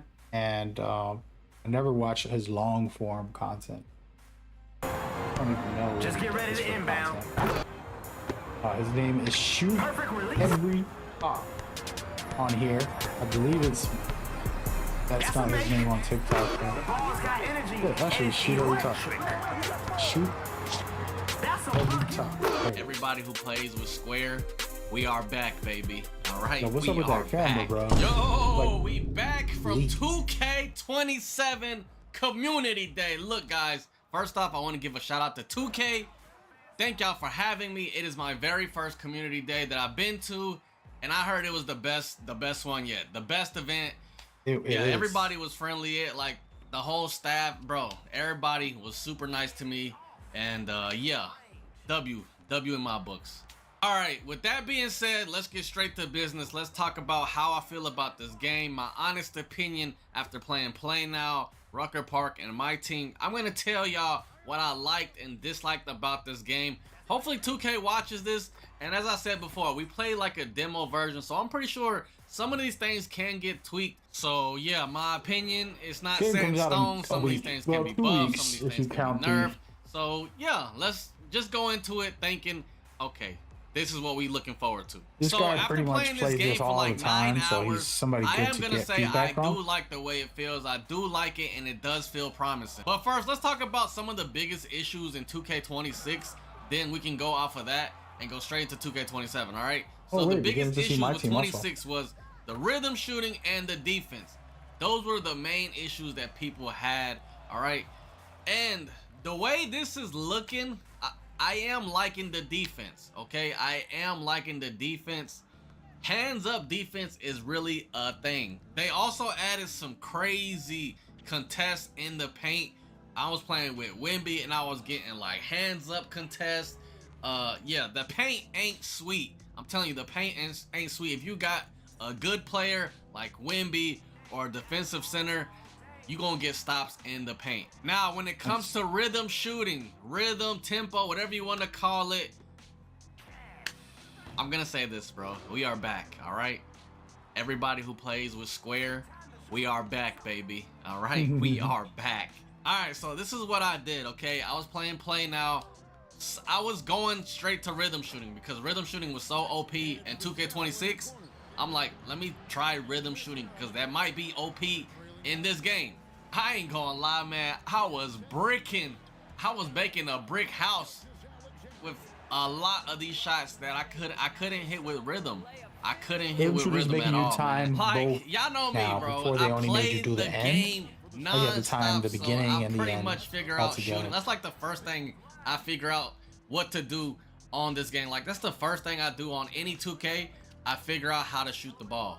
That's what I figure out first, how to shoot the ball, how to green, and then dribbling comes next, defense comes next, like all that comes after. But I focused on shooting the ball, okay? That's my name for a reason, okay? But yeah, whenever I was using rhythm, it was just man, I'm a so, button shooter at heart. I don't know, I couldn't hit nothing. Just recently but when I used Square, it was like, just you know what, so I'll join the much club. more consistent. So like, but it really wasn't me. Last year I didn't do it. I just felt better for more than 2 weeks. Tempo has made me a little like yeah, it was easy to green, but the reaction time you get with Square is just so much better, and I'm just glad that it's like we're back, bro. I feel like we're back with Square, and then even at like we played the game, right? We played the game. Hash course. and we tested it out and stuff. Yeah, I know it's a demo and stuff, but we tested the game out, and then after all this, Mike Wayne starts tweeting stuff like, look, he said this: the shot button and rhythm shooting have identical green window sizes, but for rhythm shooting, your accuracy is matching the tempo, which is more difficult to do this year compared to last year. Can make your green window size expand or shrink significantly on your base size. So y'all heard that right? Tempo, it's more difficult to do this year. So I didn't even know this. All right, I was just me myself playing the game by myself, figuring it out. You know, like I'm saying before, bro, I was no dipping. I was trying to figure out how to shoot first. That's like my main thing. We don't want RNG back. We don't want none of that crazy stuff. Yeah, it just felt so much better. And then when I was asking other creators, like, what are you using? Oh, I'm using Square. Square is better. So it wasn't just a me thing. Other creators were Square like is feeling back. the same Let's way. go. They were feeling like Square is just so much better, or probably they're just more used to Square, and it just felt more consistent. There's a lot of elite Yeah, players use that's what Square I like. anyways. I also like the takeover system. Like the takeover system, as y'all see with Curry You're or gonna say everything SGA that the that I'm other guy playing said. with right now. The takeover is split into different categories, right? It's split into different categories. I And you used to sit in can't those like spaces I did. say get And like hours. do like 5 assists, 10 assists to get your takeover to like make your dunking better, if that makes sense. And So I was in the spaces. now. say you want your takeover right because you have The real one. a lot of dunking on your takeover. You can't do that no more. Whatever. I'm gonna skip ahead for a second. I just dribble to get open. Some of y'all that be dribbling to show off and stuff, y'all gonna have fun on this game. All right, I'm gonna tell y'all right now. My dribbler's gonna have fun. My shooter's gonna have fun. Finish this. Defense, the paint defense. If you have like Wimby or somebody, you gonna be good. But other than that, hopefully y'all enjoyed this video. If y'all made it to the end of this video, Shout out to him, type bro. in Let me go in. GOAT gang and in hit the him chat. All right, type in GOAT in the chat. That is Shoot Every Talk. He mostly be on TikTok and all that. I'm not really on TikTok at all.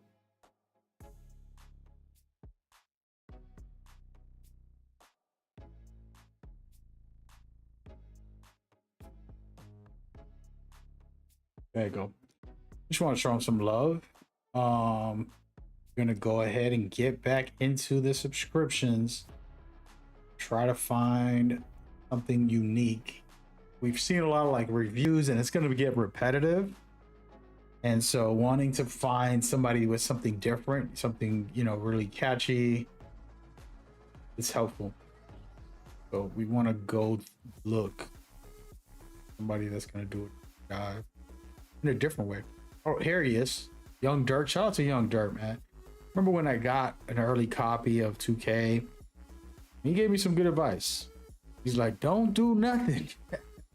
He didn't know I never leak stuff, but it was very like protective, like, yo, don't do nothing. And I'm like, don't worry, dude, I'm an old head. I don't gotta leak no game ever. Not what I do. You know, I get games early from the companies and sometimes just in general. So I'll say, hey bro, how you doing? What's good? What do you think about the Manet kind of build? Oh, Bobo's interesting. I would think you could probably pop off. Of course, make it good, right? Like, don't make it like him only. You want to have some type of different things that work for the game. They were just saying it right now in the last review. Interior defense is strong if you got a Victor Wembanyama. So make a Bobo, but make it, you know, have strong interior, strong block. Make them maybe dribble if you want to dribble. Different things, you know, maybe have a good three-pointer. I would make one, you know. If I'm trying to make a center, that could be fun. I think you want to be careful and not just rush. Take a day if you have to, right? Just play other things, play offline, play on a 66 overall and just kind of test some things. Do not get in the game, just make a quick build and automatically spend VC on it. I would say test it thoroughly before anything, you know? Let's listen to Young Dirt. He's We one are of the back best with the first dribbling breakdown on as NBA well. 2K27. I'm going to go over everything that you need to know about dribbling, which heights he's can doing a speed full boost, dribble which back? heights are Oh, best for man. dribbling, how the dribbling feels. Is it slow? Is it clunky? Is it smooth? How does it feel compared to That's NBA his opinion 2K26? also. And I'm going to give you some of the best dribble animations that I have found so far and everything else that you need to know. But important, tomorrow I am dropping my full dribble tutorial and full dribble breakdown with my custom SIGs in the My okay. Court. He already got a custom so SIGs because video. of the embargo, I can only show clips from the 2KU. But tomorrow, I'm going to release me dribbling in the My Court high with interior, my high custom block, and some SIGs. good You guys spot can ups. That's really always a good see center. how you move and Some groove rebounds is on always NBA helpful too, dude. 2K27. So make sure you are subscribed with your noties on so you don't miss that video. And another thing before we get into it, the footage that you're seeing in this video is actually from Choppa. He is a very good dribbler, so do not worry about that. I'll leave his link in the description. And the Shout out reason to why it's Chopper. his footage is because your boy Young Dirk, when he was dribbling in Learn 2K at Community Day, forgot to hit the record button. So I would really like to Damn. apologize for not having the exact footage to match with what I'm talking about with certain things in this video.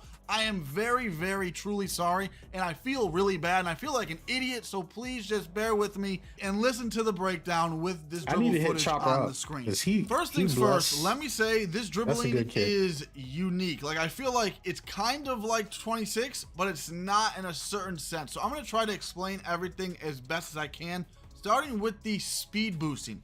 So the small guards were moving, okay? The small guards were speed boosting just fine, and they were getting to their spots. They could quick stop, blah, blah, blah. But the big guards, I'm a little concerned. The big guards were not bursting how they were on 26. They only were in like specific angles. Like on 26, you can get a good speed boost animation out of whatever animation you want on a big guard, right? But on 27, and keep in mind, we tried out every dribble style.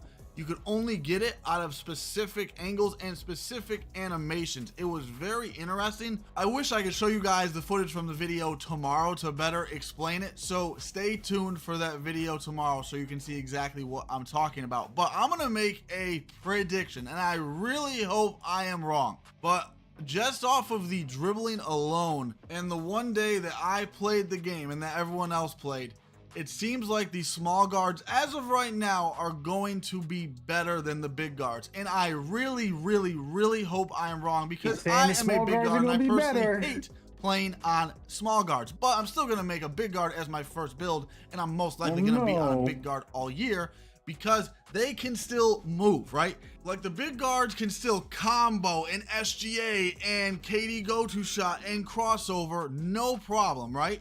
It's just the initial speed boosting is a little right now, but if we can figure it out, I think the big guards are going to be the dominant height range again, because the rest of the dribbling, like I said, is really, really nice. But I just thought of this right now. I'm sorry I'm going all over the place, but this is good news. So I'm gonna explain this from the small guards perspective first. And it's going to make a lot more sense when you guys see it in the dribble tutorial tomorrow. But with these small guards, you only get, now again, this is just from testing for a day. I could obviously be completely wrong. But what we found out was you got the super good speed boost animation when you did it out of your signature size up. Like the speed boosting out of that was way quicker than speed boosting out of your escape. So on the big guards, I wonder if you'll get a good speed boost animation like on 26 if you're running out of your signature size up instead. I'm definitely gonna have to test that out as soon as I get the game, because like I said, you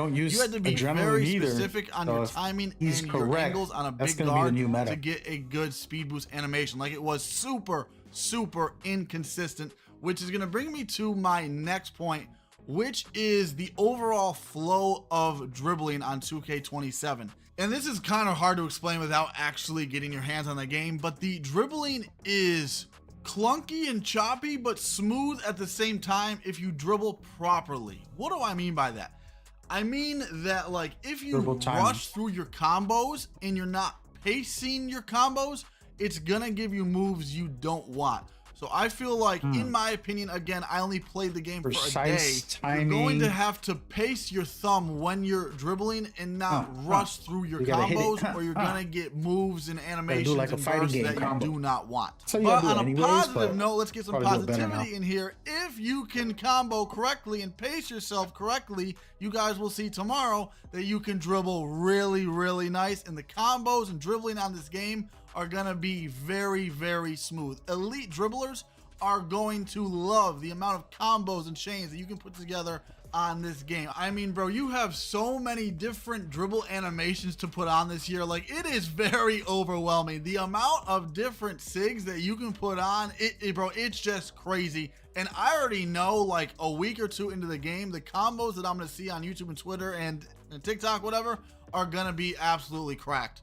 Let's continue with some positivity, and I'm going to tell you guys some good dribble animations that I found. So the Curry escape, that might be the meta on the small guards, not going to lie. As you guys have seen throughout this video, it is very spammable and very, very quick. The Kemba is nice still, of course, but I think I might like the Curry a bit all more. the requirements And then the best dribble style for the small guards of what we tested out was, again, the Ja Morant. And then for the big guards, like I said earlier, it is the Zach LaVine. And continuing with the big guards and some good news, the KD go-to shot, right?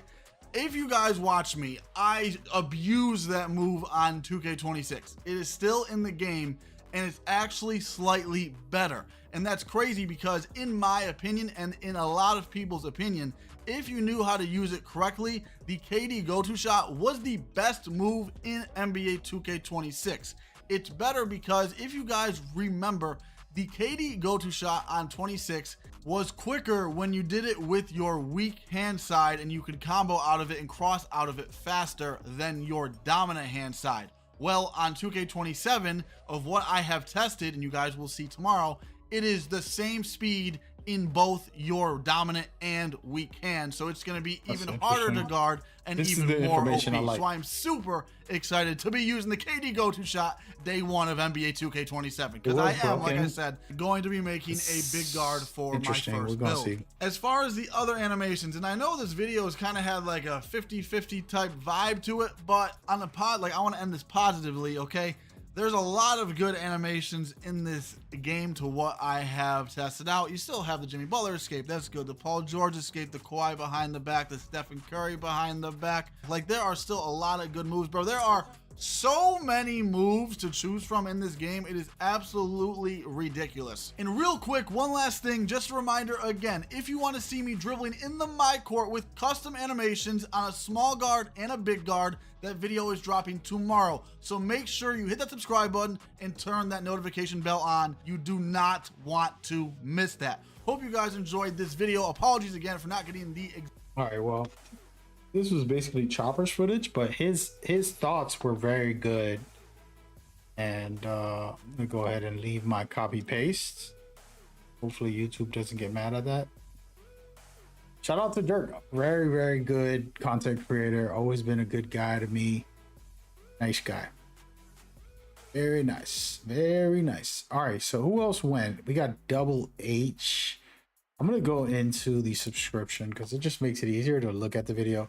But there's probably a lot of great videos, guys. The issue is different variety. We're here watching, right? We want to be here all day.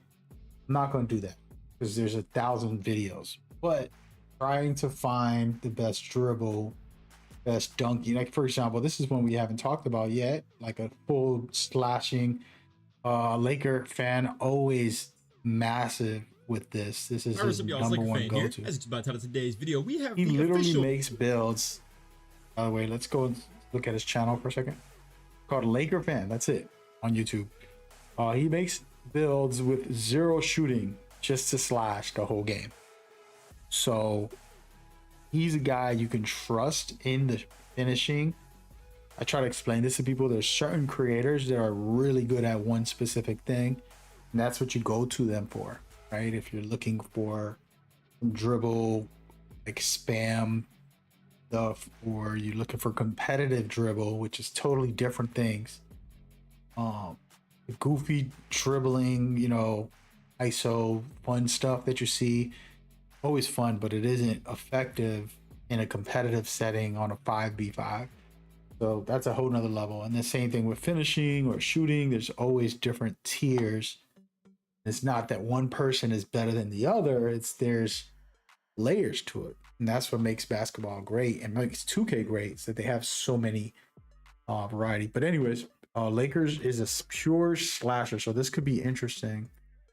Dunk meter test of NBA 2K27. Now, I'm starting you guys off with some clips of these elite dunkers going at elite rim protectors, because let me tell you, you're gonna see in the rest of the video, this dunking is out of this world. It's unbelievable. However, I do want to show you that there is balance to this at the beginning of this, because I'm sure you're gonna see in a lot of other people's videos dunks popping off, because a lot of the community day was smalls versus smalls. It was going to be people with high dunk ratings like Ja Morant going at someone like Anthony Edwards, where it's going to be a lot of, in the paint collisions like this, where you have people with really bad interior defense being dunked on. So first and foremost, what I really want to say about the dunking is that I am ecstatic that something like this is a thing. Truly, we've gone multiple years in the past, I would say 3, at least 2 of them, if not all 3 of them over the last 3 years. All the way back to 2K24, have been a world where you as a small guard are safe from being contact dunked on as long as you're standing in the somewhat right spot. But nowadays, even if that's the case, if you don't have good interior defense, you are getting dunked on in 2K27. And I wanted to start off with those first 2 clips because it just so happens to be how the gameplay kind of set up, but also that I really wanted to show people like Donovan Clingan, who's like a really tall 7'2", 7'1" big. Same with Rudy Gobert, 7'1", obviously like the best rim protector in the league, other than maybe Wemby, But Gobert is low key just built for rim protection, and that's about it. But long story short, you'll see more and more, clips of Ja Morant trying to go at Rudy Gobert, and it never ever works, bro. It truly just never works. So I will continue to get into the gameplay and stuff like that. But what I do want to show you guys real quick is I have a bullet point list right here that I want to go over just to give you a guide for what you're going to see in today's video. Not to mention, big shout out to D-Man for teaming up with me on this. Truly one of the best slashers in this community, and I really wanted to reach out to him for an idea like this, where we would pair up together and just go head to head, basically. So at this community day, me and him are just going at it. He's using the T-Wolves, I'm using the Trailblazers. But as you will see in this as well, we're going to use multiple different teams, multiple different players. We're going to have stuff like LeBron and Zion going at it later. We have also 2 Giannis's, so we can test basically how good is, like, Giannis as a slasher versus like the top level of defense you get out of Giannis as well, which is very, very respectable for that matter too. We have Wemby of standing dunk tests against himself as well. But yeah, Giannis with the Euro spin hop gathers and stuff like that, trying to get some vibe checks on that. But to start us off, it basically goes in this order. It's not going to be direct like that. I obviously don't have timestamps or anything like that either. It's a little bit more scattered, but as a generality, this is probably how you're going to see this video develop. Working out the kinks a little bit, trying to learn how to set up our test as well as possible. Just make sure that we're actually getting like clean dunk on each other. Hey, what's going on, y'all? Y'all probably wondering what the heck am I doing? I'm watching this. Like, too far into the rim, in the dead zone, if you will. For then, like, as a 27. recovering defender, where you're like trying to move forward and take position, if you will, to like cut them off as a dunker. And then also multiple different reps of like takeover, for instance, different varying levels of obviously paint defense capability. You will see a lot of us going like guard for guard, where we're going like, Ja and Edwards, like going head to head, basically with dunking on each other. This is like, bro, just put in the timestamps. Mixing in better interior defending players. I gotta listen to you explain what you're gonna watch. As you can see, takeover going crazy. At some point, he's gonna pop off for D-Man getting the takeover to light up with player Edwards. Retention. Guard versus mediocre bigs. So that. I do think that the meter dunk is looking quite overpowered. Do I think that's, I mean, it might be, maybe they need to tone it down a little bit, but you won't hear me vouching for that. I mean, obviously I'm biased, but as you can see, like, we got Denny right there trying to defend Anthony. That was an awesome drive. It's smaller than a lot of the previous ones have been showcasing, and Denny's like a taller wing as well, but like not nearly as bad of an interior defender as someone like Ja Morant or Anthony Edwards would be. Now, the interactions that I'm getting out of this is that vertical and stuff like that is not gonna matter as far as like so easy. Defense. Obviously, something that Ja they're standing under. They should be right in front of the restricted line. The ability to jump with the person that you're actually I don't know why they're doing it under. It would appear to me that obviously block rating and should be right in front of it. That's the best defense you can do in the game. I do want to mention this. Me and D-Man kind of both agree on this one. slashing takeover. I think it was called airspace. Yeah, I believe that's definitely what it was. Airspace. I'm not gonna lie to you guys. This might have to get nerfed. That is insane. Yeah, but they're under the rim, full on into in the restricted area. That's not a good. It was the dude that used to play with You the have to Spurs. be He's 1 he's like a taller wing, if you will, outside of the restricted area to get a good not like contest on great contact defender or dunks. anything like that. But Somebody still slashing respectable. in, Once just again, kind of nothing too hold the crazy ground a out. little. Right here, you can see Gobert slides over completely. that's a good just takes me out defense of the right meter there. dunk right there. It's not just completely brain dead broken or anything like that. And like I said, you put rim protectors near this. It is very, very glaring. Now you will see these are the free throws that I'm talking about right here. I should be taking notes, but I'm gonna just take mental notes. Oh, and my bad. I don't know if I mentioned all of these I am videos using the Trailblazers. I'm gonna do a D-Man's deep using dive the T-Wolves. breakdown on. Sorry, that might have made for a little bit less of a good watch right there. But anyway, you can see we're trying to get this set up. Oh, it's Soshan. That's his name. Yeah, obviously. But as you can see, slash takeover. Airspace, holy Yeah, they need to be moly, in front. See how he's inside the restricted area for defense? You don't want to do that. You want to be in front of the line. I'm not or trying not, to you're getting vouch for dunked the on meter anyways. dunk itself being too 2K26, good, any 2K. but holy, I think the takeover might be. But I don't know. I mean, it's hard to say. Once again, like, you know, rim protector slides that's over, a good- completely takes me out of the dunk that's a in foul. general. Oh, Actually, it's a got charge charge? if that matter. For some Oh, yeah, he crazy was under. reason right there. But yeah, anytime that I was near Gobert, Shout I out was to not D-Man able to helping him dunk the with this, ball, 'cause let you alone can't even, do like, this with get the into AI. dunk, hardly. Very And helpful. I couldn't even see what the meters were looking like on him because now I that was a good truly, one. like I'm saying, was getting ripped out of the meter dunks That more one's often than better. not. So again, I'm gonna harp on this a lot in today's Stay video, in so I hope you front. guys kind of understand that. But obviously, you know, we're gonna be showcasing that the level of interior defense, and this is like a side point of the video too, is that like we're kind of highlighting interior defense in this video too. You're gonna see Kyle Anderson slide over right here once again. I know like you guys might not be super tapped in. I mean, like I said, If they're I in front of the line, you're good.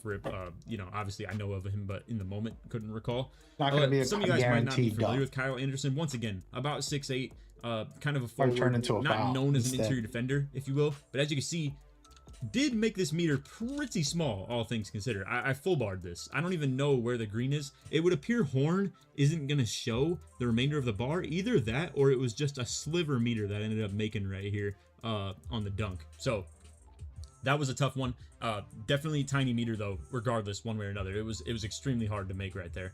And that is only Kyle Anderson. It's not like that's Rudy Gobert. So there will be mixtures of what you're going to see in this video right here. I definitely should have been starting to bring more like good interior defenders in here once D-Man got takeover with Anthony Edwards. We're very apparent at this point that like clearly we're going to be getting dunked on every single time Edwards is driving at us with takeover. I mean, it's like not even a question, you know what I mean? I'm not quite sure what we were getting at right here either. I do green the layup right there, however, did get fouled. I'm gonna just skip the free throws at this point. And once again, I probably The should good be defense is starting in to just front. bring Being under the better rim defenders into is the a mix. But at bad this point, I was player, trying so to I come don't out like their further testing. on D-Man while he's driving. You have to meet him be a little in bit further front out of on the that rim. line. I You am can't getting always sucked be in front of it, into but some a of these meter good dunks 100%. center, Like a lot of these I'm anybody still trying to move interior forward, and the defense is animation gonna is more so just be in kind of front. taking me out of it. Yeah, like they're there you right can on the see, line, a little bit I would under. like to think Edwards was able to Not good defend enough. You gotta a just be little right bit in front of decent it on and this then drive let right them here. dunk on you and Obviously, see. the meter wasn't huge, and D-Man's feet See, that are one's better. quite a bit like on This is the on time you can circle, see. if you will. Gets pulled into the meter dunk, as you can see. But yeah, I mean, that was Small- definitely missable, small if we're meter. being completely honest. It Green is window. obviously, like, I would like to think, and I'm not here to toot my own horn, or like, I will toot D-Man's horn as well, but I'd like to think the two of us are really, really good slashers, all things considered, you know? I mean, and wowza, look at the animation right there. the crowd's head topping and stuff, too. I need them in front of the line. Yeah, I wish I could have definitely been there think to teach of them all the this. people I wanted to ask, it Stay was in going to be front of the D-Man. line. I know of him to be a really, really good slasher. And I mean, Right we've there, talked yeah. about stuff in the past, He's so you know, shared our under. information or like, you know, thoughts on We're sure gonna get animations, those stuff like dunks that. every So, time. Again, shout out to him. Check out his channel for sure if you're into the slasher stuff, which a lot of you guys who are watching my channel are, I would assume. I don't see one inside. Anyway, let's start above. getting Oh, wow, things he took ramped a up a shot. little bit here, though. We've been looking at these two for quite a bit. I do want to still keep things moving a little bit in the video. So this will be, I believe, our last dunk with Ja anyway. You're gonna see we try and get it set up with Trey Lyles and double teamed on the dunk Damn. right there, and we're able to kind of Now slide that's through, crazy. get the backpack animation. You guys are familiar with that. He slipped through Obviously, both and if you've still been got a playing dunk off. 2K for the last couple of years. Oh that my being a God. contact Listen, dunk 2K, animation. bro. Let me get a week even with though this these NBA players don't have before you patch specific it. contact dunk animations in their I'm like cool. packages, it is still something that pops off for these players. So you can see me with Soshan try and move out Might have again. to Once start again, coaching the meter again so is y'all can entirely full. airspace might be broken, bro. Give me my BC, man. But yeah, again, we will be showcasing more than just this in the driving dunks. All right, one last one. As far as Ja goes, as you can see right here, we were starting to I'm actually talking to D-Man about how we can start switching the matchups. If you hold A button, it will switch this matchup in the restricted line fully. To just basically put you on whoever that's a you're better defensive play. You don't want to be already on, so now we can get like the centers inside basically. of that line. Take you're getting dunked on and start sliding the centers over to be able to guard this. If you're going against me, it feels very apparent if you have takeover, you are touching not going it. to miss You might get dunked on 90% of the time. Ever. Now, I want to warn you guys about that for the sake of ones. If you play 1v1, and actually we are getting some Gobert takes right here, so I'm gonna actually leave us with the John. This is the real test. If you guys are playing 1v1, highly recommend. That's a good shot. That was the best one. They got to replay that. Position-based matchmaking. He's in front. This is the right way to stand. 25 interior stay in front on the one and you score. actually but if another guard comes out there with dunk and you have the 25 them out of it. That's the secret. You are going to get babied in this game. I know a lot of you guys, and I know it's going to sound a little hostile, I never taught. A lot of you guys in this game, Laker fans, very recently in these last couple of years, have been kind of bailed out by the fact that like you can get away with this 25 interior D nonsense against slashers that are like literally 99 driving dunk builds, and it's undoable. It's impossible to be able to even dunk on you as a 5'7". Not that anybody plays on that, but like truly, if you were a 5'9" guard with 25 interior D, 25 block, you could literally defend this type of stuff right here. But as you can see, Gobert is sending this stuff back 24/7. Like I couldn't get it on the last one, couldn't get it on that one. Boom, Edwards in transition though on Holiday. As you can see, like once again, smaller guards trying to defend these dunks, it's not looking good. So a lot of it is going to be, can you cut them off before they can even get down into the paint? I'm here to tell you right now, I don't think the dribble styles and stuff like that were that good, but I don't know if that's something I can really go into in this video currently, so I'm not going to dive into that too much more. It might be hard to get yourself open on the drives, in my opinion. I'll just leave it at that. But getting to the hoop, though, if someone like Drew Holiday, I mean, he was AI controlled for the most part, obviously right there, right? But someone like Drew Holiday is really good at cutting things off. So yes, he's not going to be doing a great job at defending the paint itself, but we'll be doing a great job at actually doing, like, you know, the cutoffs and stuff like that. So as you can see right here, we were on Superstar. I just changed it to Rookie right here. Then we're going to load back in with those exact same teams, and I'm going to show you guys what it looks like now. I actually don't want to make any cuts because I do want you guys to be able to see the difficulties. You can go to Hall of Fame, bro. So I ended up speeding it up right here. As you can see, boom, we're going to just get I want to listen to the whole video, but not on Rookie, the Blazers and T-Wolves. Or at least I thought I was speeding this up in the edits that I made. But doing in this video truly was on Superstar, except for that small little segment right there of just proving the difference of playing on Rookie. You know what I mean? So now here we go. Superstar is more or less where you go to like the rag. This time I think we're gonna load up with the we're loading Superstar, up with between Superstar and Hall of Fame for like the competitive modes. I figured this was gonna be pretty equal footing as far as slashers not go. Big deal. We have like, you know, Zion at like 6'6", but like, you know, a pretty good slasher, all things considered, with like really good dunk ratings and, you know, like badges and all that.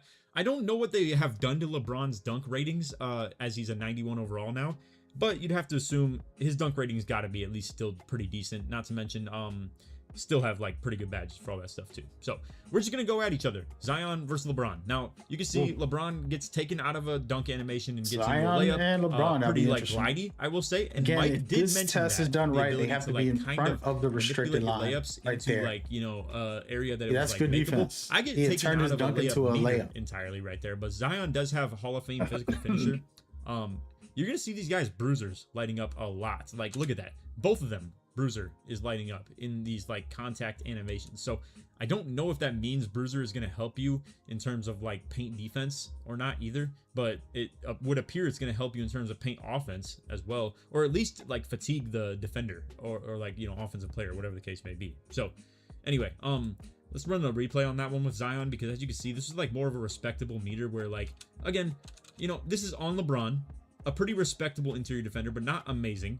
Whereas Zion is like an amazing finisher, but like, you know, obviously, I guess you could give favor of the height advantage to LeBron by like 2 inches. But anyway, point being, you can see I barely make the meter right there. It was a little bit of a bounce back, but, you know, it was still pretty makeable, all things considered. We did not play on Hall of Fame. All of the footage you're seeing right here is on Superstar. I would have liked to consider doing that, but it was very limited time, fellas. It like, and I still wanted to get to a lot of the stuff that we're doing for the builder tomorrow as well. So I will say though, this is a very, very thorough, detailed video on the dunking. You actually can see in this one too, DeAndre Jordan, albeit I don't think he's the rim I protector. know y'all he might be used to bored of by this, any but means, this is tests that I he do does slide in down on the game, corner right here. You and can then kind I of see like report it to the Embiid is leagues, like spotted up in like short corner players, right here, all and, this stuff. DeAndre Jordan. And I don't kinda have to do slides that down. this year. This So I'm made just no getting to impact on watch the it. dunk, I will say. Somebody Now, else. he was a little bit late if we're being completely Fast honest. forwarding But all the what I was hard seeing from work a lot of, of this like, is that rotating defenders are 20 not hours nearly of as dunking on like, you know, people every impactful as play. they may have been in like some Even if I previous don't years. got a good To play, be like, fair, you know, rotating defenders were practicing. really I don't know bad if y'all in been on my 26 streams where I and just 24 though, where we like dunk on these grinders guys dunks were a for lot more almost the whole game. I'll of dunk the on them. focus. My point Just in a today's test. video is showing you I'm guys not that doing like that no more. posterizers are back. For now, I'm not doing Slashers are back. Like the real deal, like driving dunk, contact dunk, yam on your head. It is truly a thing again. And I know, like I said, there's gonna be a lot of people that don't like that about the game. They're gonna call it like brain dead and like, you know, just like playing through the RNG and stuff like that. I mean, as you can see, I actually missed like a pretty respectable one for that matter right there too. But I think just give it some time to breathe is kind of my take on it. But I do understand people's concern for it. You know what I mean? I will say, I think it'd be kind of fun to see a player base actually have to adapt to a play style like this of it being in the game and actually approach things in an aspect where you need a rim protector on your team if you're playing fives. You need a rim protector on your team if you're playing even threes. I truly do think that could be kind of fun. And listen, it might ruin the environment for twos quite a bit, if I'm being completely honest. Like, twos, small guards, I don't think you're gonna have fun in this game because, like, truth be told, if you can't guard the big, and then if a guard has high driving dunk, where are you going to guard? So I think you either need to really focus into interior defense and block both. And like, you know, Joe's posted build videos like that in the past, and I've also vouched for stuff like this too. Block rating is just good in general to have on your guard because it can give you good jump contest animations. If you, like, you know, hold your Y button or, you know, press your Y button, trying to defend someone on the perimeter, giving you like better jump animations. But truly, you're gonna need it for like paint defense in this game if all things stay the same. Like I said, enough people could complain about it to where it ends up making waves. You can see, though, this slash takeover stuff is unbelievable. If anything gets nerfed, it really probably should be this. Because, I mean, look at Zion, bro. He just puts LeBron into this, like, you know, the windmill body animation. The whole meter is green. I don't know that that should really be the case, if we're being completely honest. But to be fair, it's takeover. I don't know how effective sharp takeover is. I don't know how effective lock takeover is. I don't know how effective glass takeover is. So, like, all I can really see is just that, like, that seems kind of insane. But I don't even know how easy takeover is to activate either, to be real with you guys. I didn't get like really great like study on stuff like that. I was looking at a lot of builder and a lot of the slashing test stuff that we were doing right here. We spent like a whole hour doing this. I cut it down to about 40. The important footage for you guys is gonna be like only about 25 minutes. If you want to see the stuff at the end of like the standing dunks, the basic dunkers like Luka and Halliburton going at each other and stuff like that, feel free to. If you want to see, you know, the gather dunks that we were doing with LeBron, or not LeBron, but Giannis as well, you can feel free to. But a lot of this stuff, I just wanted you guys to be able to see contact dunks and, like, you know, these situational things like this, for instance, right here as well. This was me trying to run at D-man from like a distance. I don't know what this takeover is for LeBron. I'm thinking it's playmaking takeover. It's definitely not slasher, I will say that much. But as you can see, I'm starting on the block, but trying to like run up to D-man as he's going for the dunk right here. Meter is small early and then expands into a like respectable, makeable one. So right if you there. get the space, damn, and again, this could be crazy. I can't see the If you ratings get on the this. space, When you're you gonna hit be able to pause, all it yam would let you do is quit. You guys have seen it now at this the point end. a couple of times. If your But yeah, I mean, animation once again, ends Zion with you with slash take, that's gonna be unstoppable. really It's honestly hardcore, insane. and it's just dynamic. So I'm What not more mad can I at say? that. I'm kind of, you know, talking in circles here a little bit whenever it's the think slashing takeover stuff. the devs might As try you to see, nerf it LeBron after not able people to get abuse into it, a but dunk animation right there. personally, but I think once that's again, great. the physical finisher lighting up, Um, and obviously being able to just if finish you don't in have good contact. You interior, can even get your the big layup, man in there. Meter, You know what I mean? right Play there some either. zone defense. By the way, one thing I ended up Make a- seeing is you I'm can making take my off your 6 meter visually guards and for the dunks. You are still going lock to have your people timing and on though. make people miss in the paint I all don't know game. if you get like a boost, like how jump shots get a boost or anything like that for having your meter off. I would assume Gotta turn not. my mic up. But Somebody was anyway, telling me my we are mic going to is move into low. this next segment of the gameplay. It's going to be me see. Brandon Miller How versus can I Paolo Banchero. make it louder? These are going to be lesser dunkers, if you ask me. Like, you know, people that are still very good finishers, but not like on the levels of like Anthony Edwards or John Morant or anything like that. And as you can see, it's starting off with a lot of lays where like we're not really getting the contact dunk animations. However, that stuff Mike was talking about like contorting your body into like good layup animations and stuff. If you have a good layup rating, both these guys surely do, for that matter, like 100%. And I don't even know if it's to the level that a lot of slashers are gonna want to put their layup. But listen, fellas, we're in a brand new game. You can't just come at it from the same perspective of what we've seen over the last, like, I don't know what, like four years or so, 5 years or so.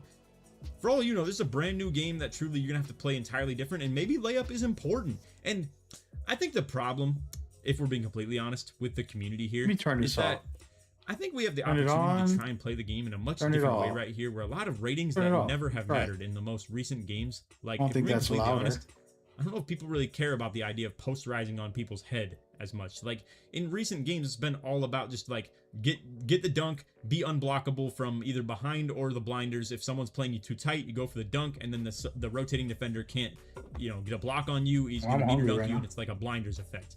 And then nobody really cares about blocking interior, but I've been coming out here with like garbage blocking interior on center builds for years now, and what does it matter? I mean, mashing's not good. Like, the close shots are bad. Driving layups don't really matter that much either. And then also, like, if you're gonna defend dunkers, like, bro, this right here, last year would have been a terrible long 100%. Every single time, this would have been a small meter. I'm driving right at a guy, and it's like, you know, he comes out a little bit outside the cylinder. This is a tiny meter every single time.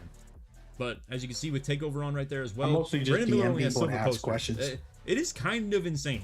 Like, I mean, easy way to shortcut all I've talked circles around this, like, long videos that they make, the airspace. It is like ridiculous for sure, bro. And then Ben Caro, as you can see, I'm sitting in dead zone though. You guys got to understand too, some of this stuff, like, I'm literally right below the basket in that replay, as you can see. This is more so just getting some testing on stuff, giving it a couple of reps, letting us see some stuff play out. Once again though, slash take, crazy. I don't know. Some of this is more cinematic too. I'm just use your own player and like hover low. You know what I mean? Like, you're gonna see me kind of just back up, like, and, you know, let him drive in, and then I kind of like peel away. But the problem is peeling away too early sends like Walker Kessler into like. But I will say, the way it looks right now, I think this game could be played quite a bit inside out. I love that personally. I mean, literally, this is me yesterday. Like, we literally did this a little bit over 24 hours ago, and I honestly can't believe it, because it's such a quick turnaround in terms of like, you know, going from community day to actually having the footage. I think if you're not far out enough, I think it's really gonna get you cooked. And not to mention too, you know, I mean, I don't know if I can say this or not, but truly, like, I guess you could see it through the Play Now stuff. Is I didn't get it through Play Now. You got a 50-minute video, really you wildin', bro. well. So, all things considered, you know, if you're sitting low against a slasher, that's not exactly the way to go in this game. Oh, definitely. That's what I've been saying this whole time now. But yeah, I mean, a lot of this stuff, like, you are seeing Giannis completely dominate himself as far as like the defensive, or, you know, like, I mean, this stuff is going pretty hard. Really fast right there, as you can see. It was about like a half bar as far as the event. Could have been a 10-minute video. Truth be told, with the summary, I think rim protectors are just here, bro. Like you can see all these reps of Wemby versus Wemby, or Giannis versus Giannis, or you know, obviously we had, and once again, another some time to lab it personally, is kind of fluke in comparison to being good at now, because I did it not in the Play Now, or like anything to do with like this first day embargo. So I'll have to wait until tomorrow at best, and I don't know, we got a lot of builds to show tomorrow too, so I'm not quite sure. But anyway, fellas, I think that's just about it for the video. We didn't do anything else other than what we've showcased here, but a lot of this was pretty thorough information. I have to shout out D-Man one more time too.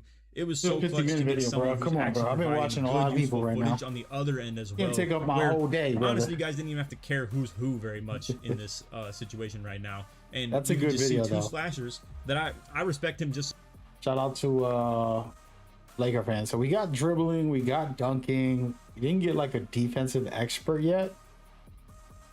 Let me refresh this real quick. A lot of people are still uploading and stuff. My first ever NBA game ever. No. I love Boom, but not right now. Need defense, maybe. Look, this guy's live.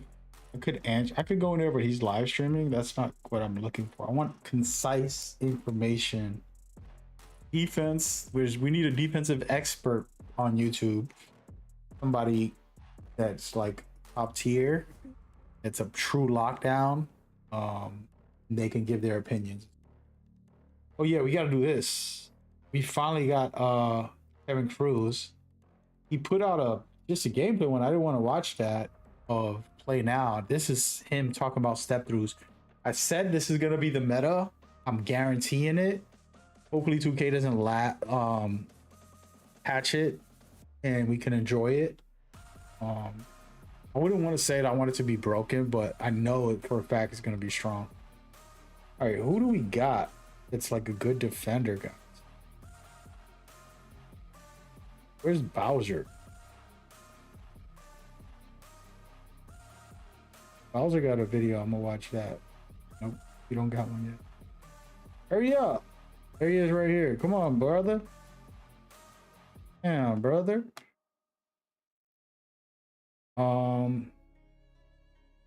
Yeah, that's crazy. He didn't put out a video yet.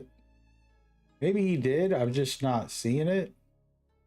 Hold on. Let's just. What's the other guy that's streaming that I just mentioned? Swag. Let's look at Swag.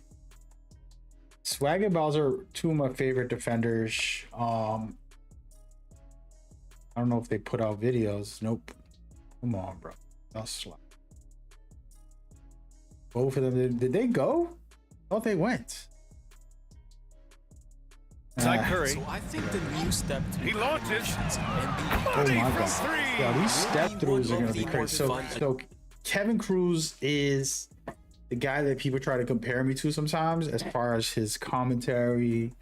When I'm on my chill mode, he kind of got that like, yeah, yo, like he's from Hawaii vibe. I'm not a Hawaii guy, I'm a New Yorker, but I do make videos sometimes where I'm just chilling in the cruise control mode and I record. So I love it when my viewers always mention him. They're like, yo man, you remind me of Kevin Cruz, you know that guy? I'm like, yeah, he's cool.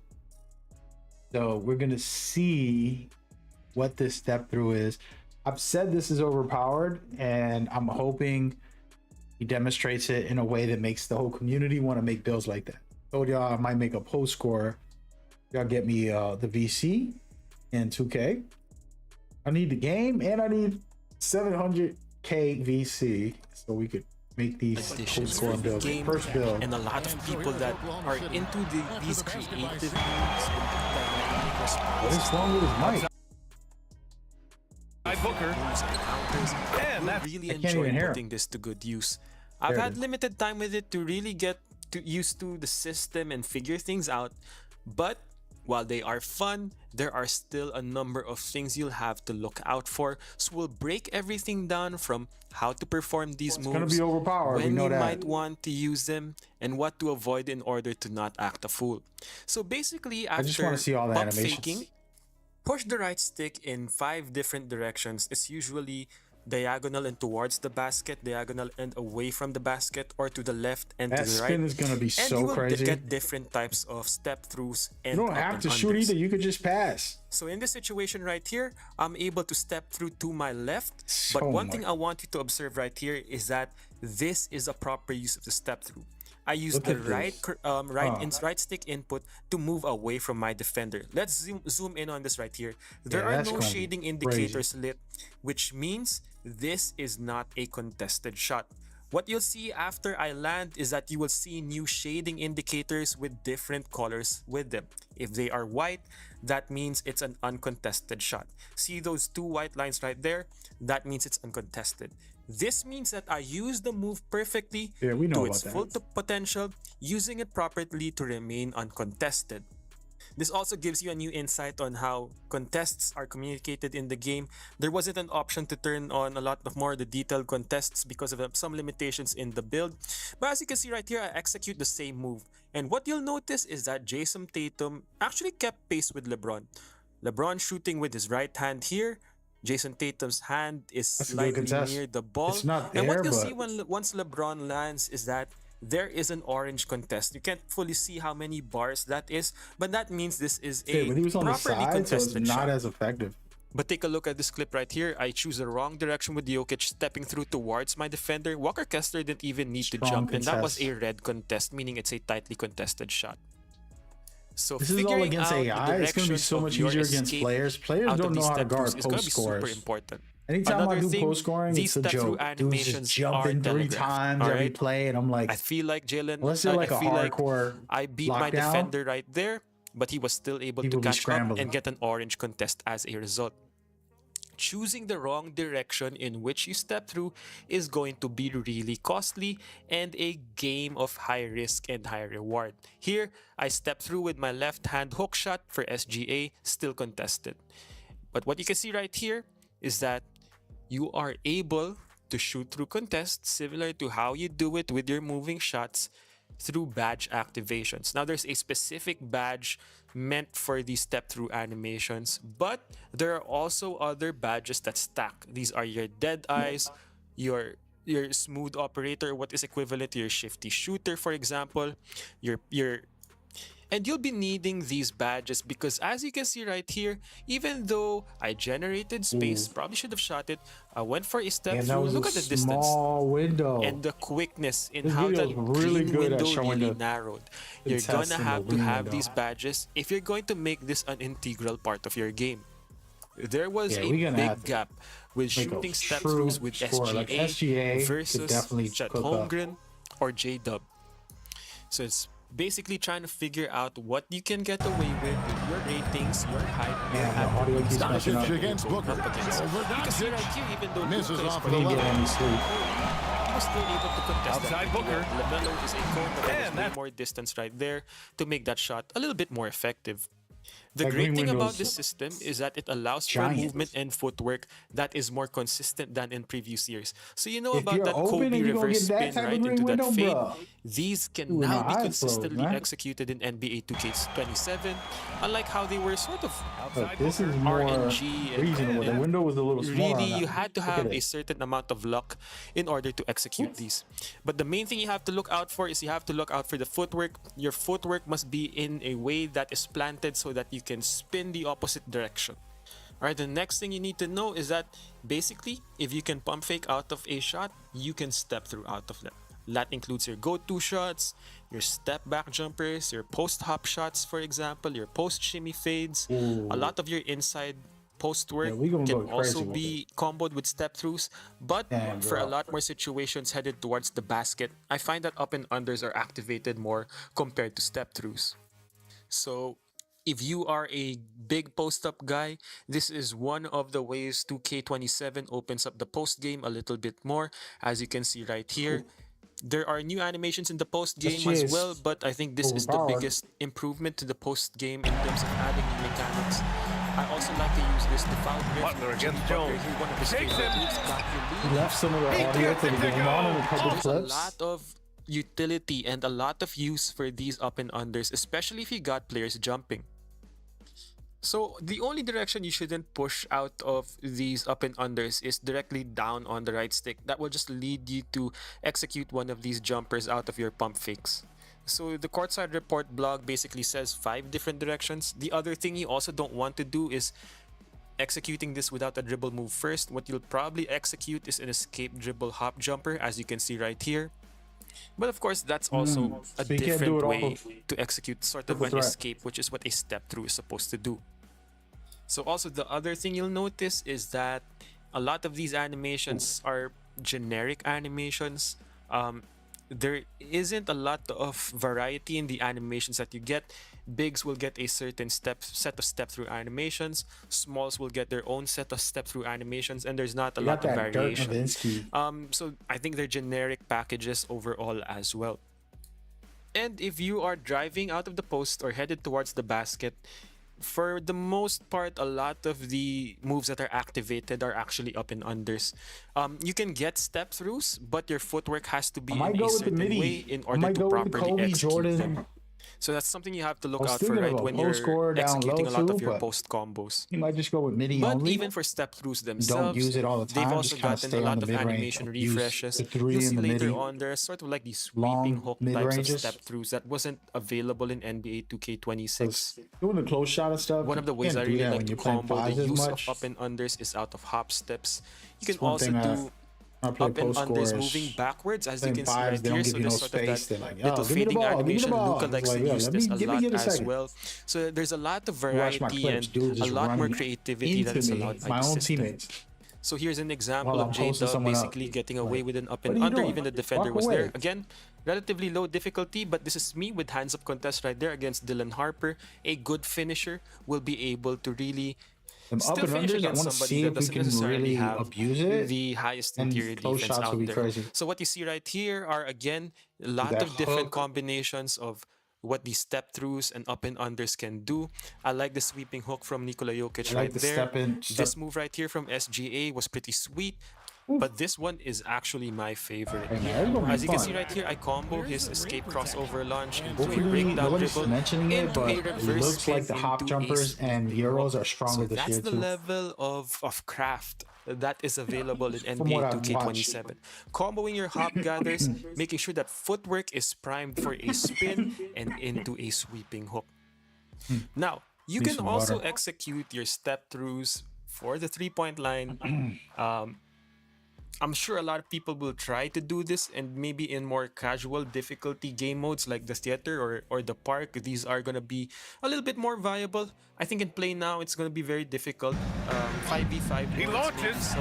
But Money also from right here, you three. can also execute a step through out of a pass fake. I do a Oh fade my away out God, of a that pass three-pointer? fake step Nah, through bro. or step away. In this case, That's so that Steph disrespectful. Curry hits a fading three. Again, on all-star difficulty, but just to show you that it is actually possible All-Star's in too the easy. game. I mean, we've also seen Steph do wanna see this that on type of Hall of Fame. stuff, even shooting stuff like floaters from the 3-point line. So it's not outside the realm of possibility. You're just gonna need those badges, and so there you have it. Everything you need to know about step throughs. I think it's a fun addition to the game. Will people use it? I don't know. There's still a very big risk reward component out of it because they're not the fastest animations, but they're very fun. So if you want to put the time in, and I know guys like Black Cobra has basically been doing these types of moves consistently since, I don't know, 2K21, 22. He's gonna love this regardless of the speed, but for most casual users, it's something that you're gonna have to put a lot of time in to memorize the inputs that are needed, be familiar with the footwork needed for most animations, and basically to figure out what you can get away with in terms of shooting through contests, shooting through people, basically. This new mechanic's interesting. So yeah, I think a fun addition to the game. I think All right, another that's it example of for 2K trying our to buddy bring more here. mechanics into the game, bringing it closer Shout to out to real life Kevin basketball. Cruz. I thought it was really Another fun. good clip. Some I of like it looked these a deep little bit studies. This janky, is the type of like stuff I have to these do in Steph Curry game. like side hop And steps right kind here of is teach also all very the slow. players So, and go through yeah, your mileage coaching may vary. them. I think this is going to be a fun addition to the game and something that will retired, continue baby. to get We better. retired. So hope you enjoyed the video. Let me know what you think in the comment section below. Retiring I'll see you in the comes next with a one. cost. Peace. All right, let's make sure we subscribe. I'm already subscribed. Like, comment, my little copy paste.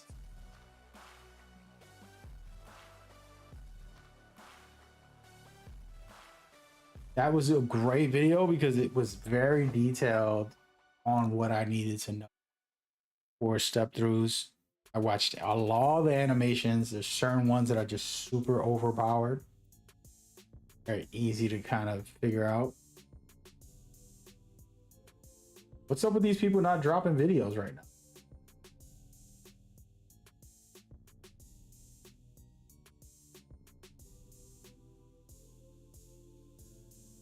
The people I want to drop videos for defense is not dropping.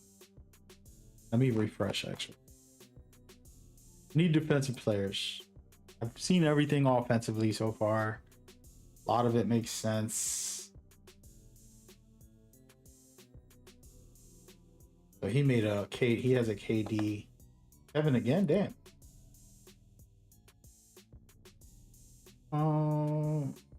Not that other people can't play defense. It's that, like, I want a full defensive minded player that's like plays lockdown or the back end where we can talk about it. Two people are not putting up videos yet. They're on their live stream. Whack. Is what it is. Yeah, I think we're good, guys. We got most of the information we needed. Really not much else. We just need one more defensive player. Break down the defense. best as possible. We don't got it. We don't.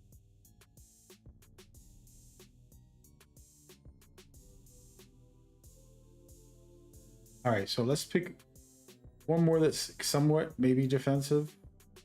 Double H does good videos, but this is like these long, every detail videos, no defense. You can do Spam too. He's a great player. Not lockdown or anything. Either Spam or Double H.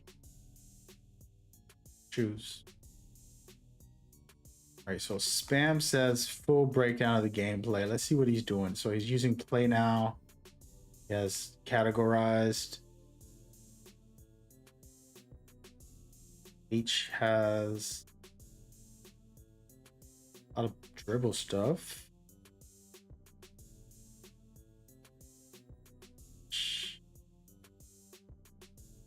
Using a lot of people's footage.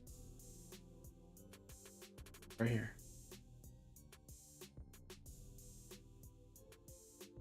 All right, we got to watch both of them, I guess.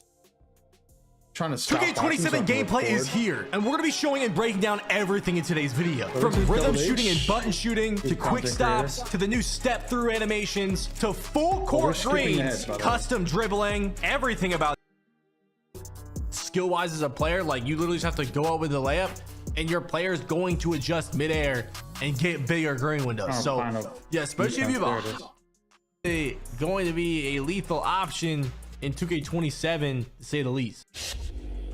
Here we go. Defense in 2K27. Well, you know, you can't really see the contests in the gameplay because the settings wouldn't change, but the contests are not percent. They're like, it was like semi-open, open, solid contest, heavy contest. That's basically what you would get, which I don't really like. I'd rather have percents to get more of an accurate thing. But yeah, picking up the ball, like the collisions they were talking about, if you have like a lower perimeter defense, you can make people like kind of pick up the ball. They'll lose it on bumps, and it's kind of weird. I don't know how I feel about it, and I feel like you can get bumpy on this 2K with a low perim. Like, there was people's mod players that had like a 60 perim that were getting pretty bumpy, and they didn't really have strength either. So I can't imagine with like Bruiser or something. Now, when it comes to steals, honestly, there really wasn't no blitzes. Like, I don't know what 2K is doing. Like, we gotta have blitzes. Lanes, I couldn't really tell just because, you know, obviously CPU versus CPU, and I didn't really play enough user on user, you know, because a lot of them were ones. So there obviously no lanes as ones. So I couldn't really tell you much about lanes. Plucks aren't really in the game. They gotta add blitzes, man, because that's bad. Paint defense, if you had a high interior, you could get some crazy block animations, some crazy like paint defensive animations too, where like you kind of suck them into like a crazy defensive animation. Pause. But if you have a low interior defense, like, you getting yammed on, you know, so it ain't gonna be looking too good for you. And then besides that, that right stick defense that they were talking about, where you have like aggressive contest, right stick down is like conservative, whatever. Yeah, I ain't gonna lie, don't use that shit. That shit is actually awful. They need to get a patch on that ASAP, because if you touch your right stick on defense, say goodbye. You getting blown by, you getting cooked. Okay, it's not gonna be looking good for you. Okay, I don't really have a lot of clips of that to show, but I'm telling you right now, if you touched your right stick on defense, you are going to move like Franklin the Turtle, and you are going to get scored on. That needs to be patched immediately. I was really hoping that defense was going to be kind of crazy. Now, paint defense can be good if you have it upgraded. Sure, I was seeing some good blocks too, but we need better blitz steals. We need more steals, and that right stick defense got to be adjusted. Now, the contest system, they were playing the AI. Mike Wayne just mentioned, and right now today, after they already made up their videos, he just mentioned that actually AI, you can't steal from them where you could steal from players. Players are not protected. AI is. So when you play against AI, you're not going to be 2K27 early, and this is my full gameplay breakdown. Look, I'm gonna be honest, it's so many things to talk about. I'm gonna just get straight into it. Oh my goodness. Interior defense. Let's just read his highlights here. It says interior defense isn't good. That's the exact opposite what 3 people just said. Reach at a good time, opponent will pick up the ball. Okay. Blocks are insane. AI defense is amazing. Hands up mechanic makes it harder to play defense. And that's true. Can't move as fast. You have your hands up in the game. Gotta test it in real life. I feel like I can move pretty fast with my. Gotta do a test. And he says, play defense. Lane steals, blitz steals, fluxies are hard to get. So again, you're playing against the AI. So you can't take any of this stuff official right now, unfortunately. Is what it is, folks. Let me go and put a video quick. Camera back. What's up? Trying to get back to normal, guys.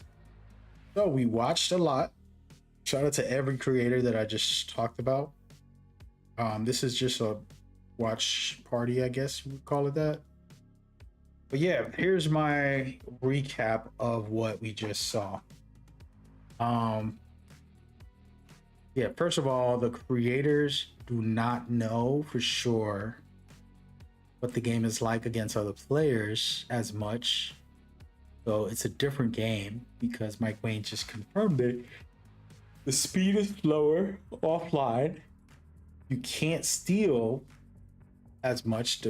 Stealing is protected from for the AI, but against players it's not going to be protected. And then finishing is super strong for dunks and layups. But blocks is good if you have high interior and you're tall. Then shooting seems, I would say, a little harder, but it's going to be pretty much standard. Hopefully they don't do any crazy RNG stuff in there, but that's kind of where I'm at with that.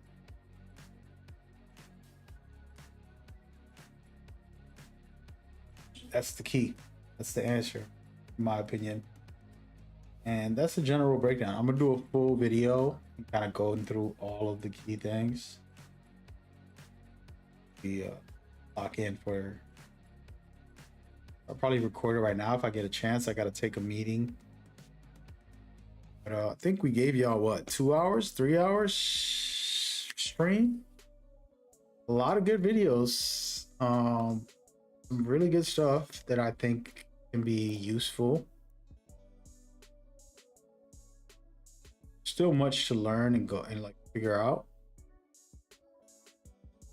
Good stuff. And I think everything I learned kind of just confirmed that this game is better than last year in a lot of ways. Gameplay wise, mechanics, functions, and that's important. So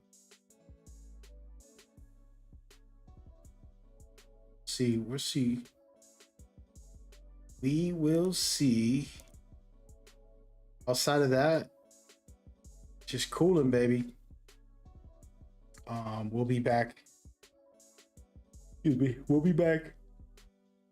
Maybe tonight if I get a chance. I got a lot of stuff I needed to do. And I gotta take a phone call and then work on something, and then I'll probably stream again tonight, maybe. Just wanting to play video games. I haven't played video games all summer. Played a little bit. Every time you see me stream is when I play it. I pretty much haven't played as much. Just been doing other stuff. We'll be back. We'll be back. Yeah. I'm excited. Now I know about the gameplay. I know enough to know, like, okay, see where it's at, see where we stand for this year. All we got to do now is figure out builds tomorrow. I'm gonna do a big stream tomorrow and basically show off all the best builds I can do. And since I'm not doing league stuff, I'm just gonna stream everything and then also share it on social media. Everybody can use it. Y'all not paying me to be your coach. I'm not a gatekeeper anyways. I still shared a lot of stuff every time I get it. So yeah, but that's good stuff. I think we know enough to know the game is certified.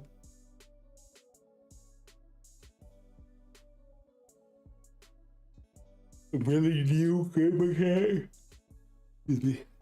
Really new good mechanics as well. So I'm happy about that. That's what I'm happiest about. Some of the new stuff. All right, guys. I'll take care. Thank you so much for watching, whatever platform you on. Peace and love.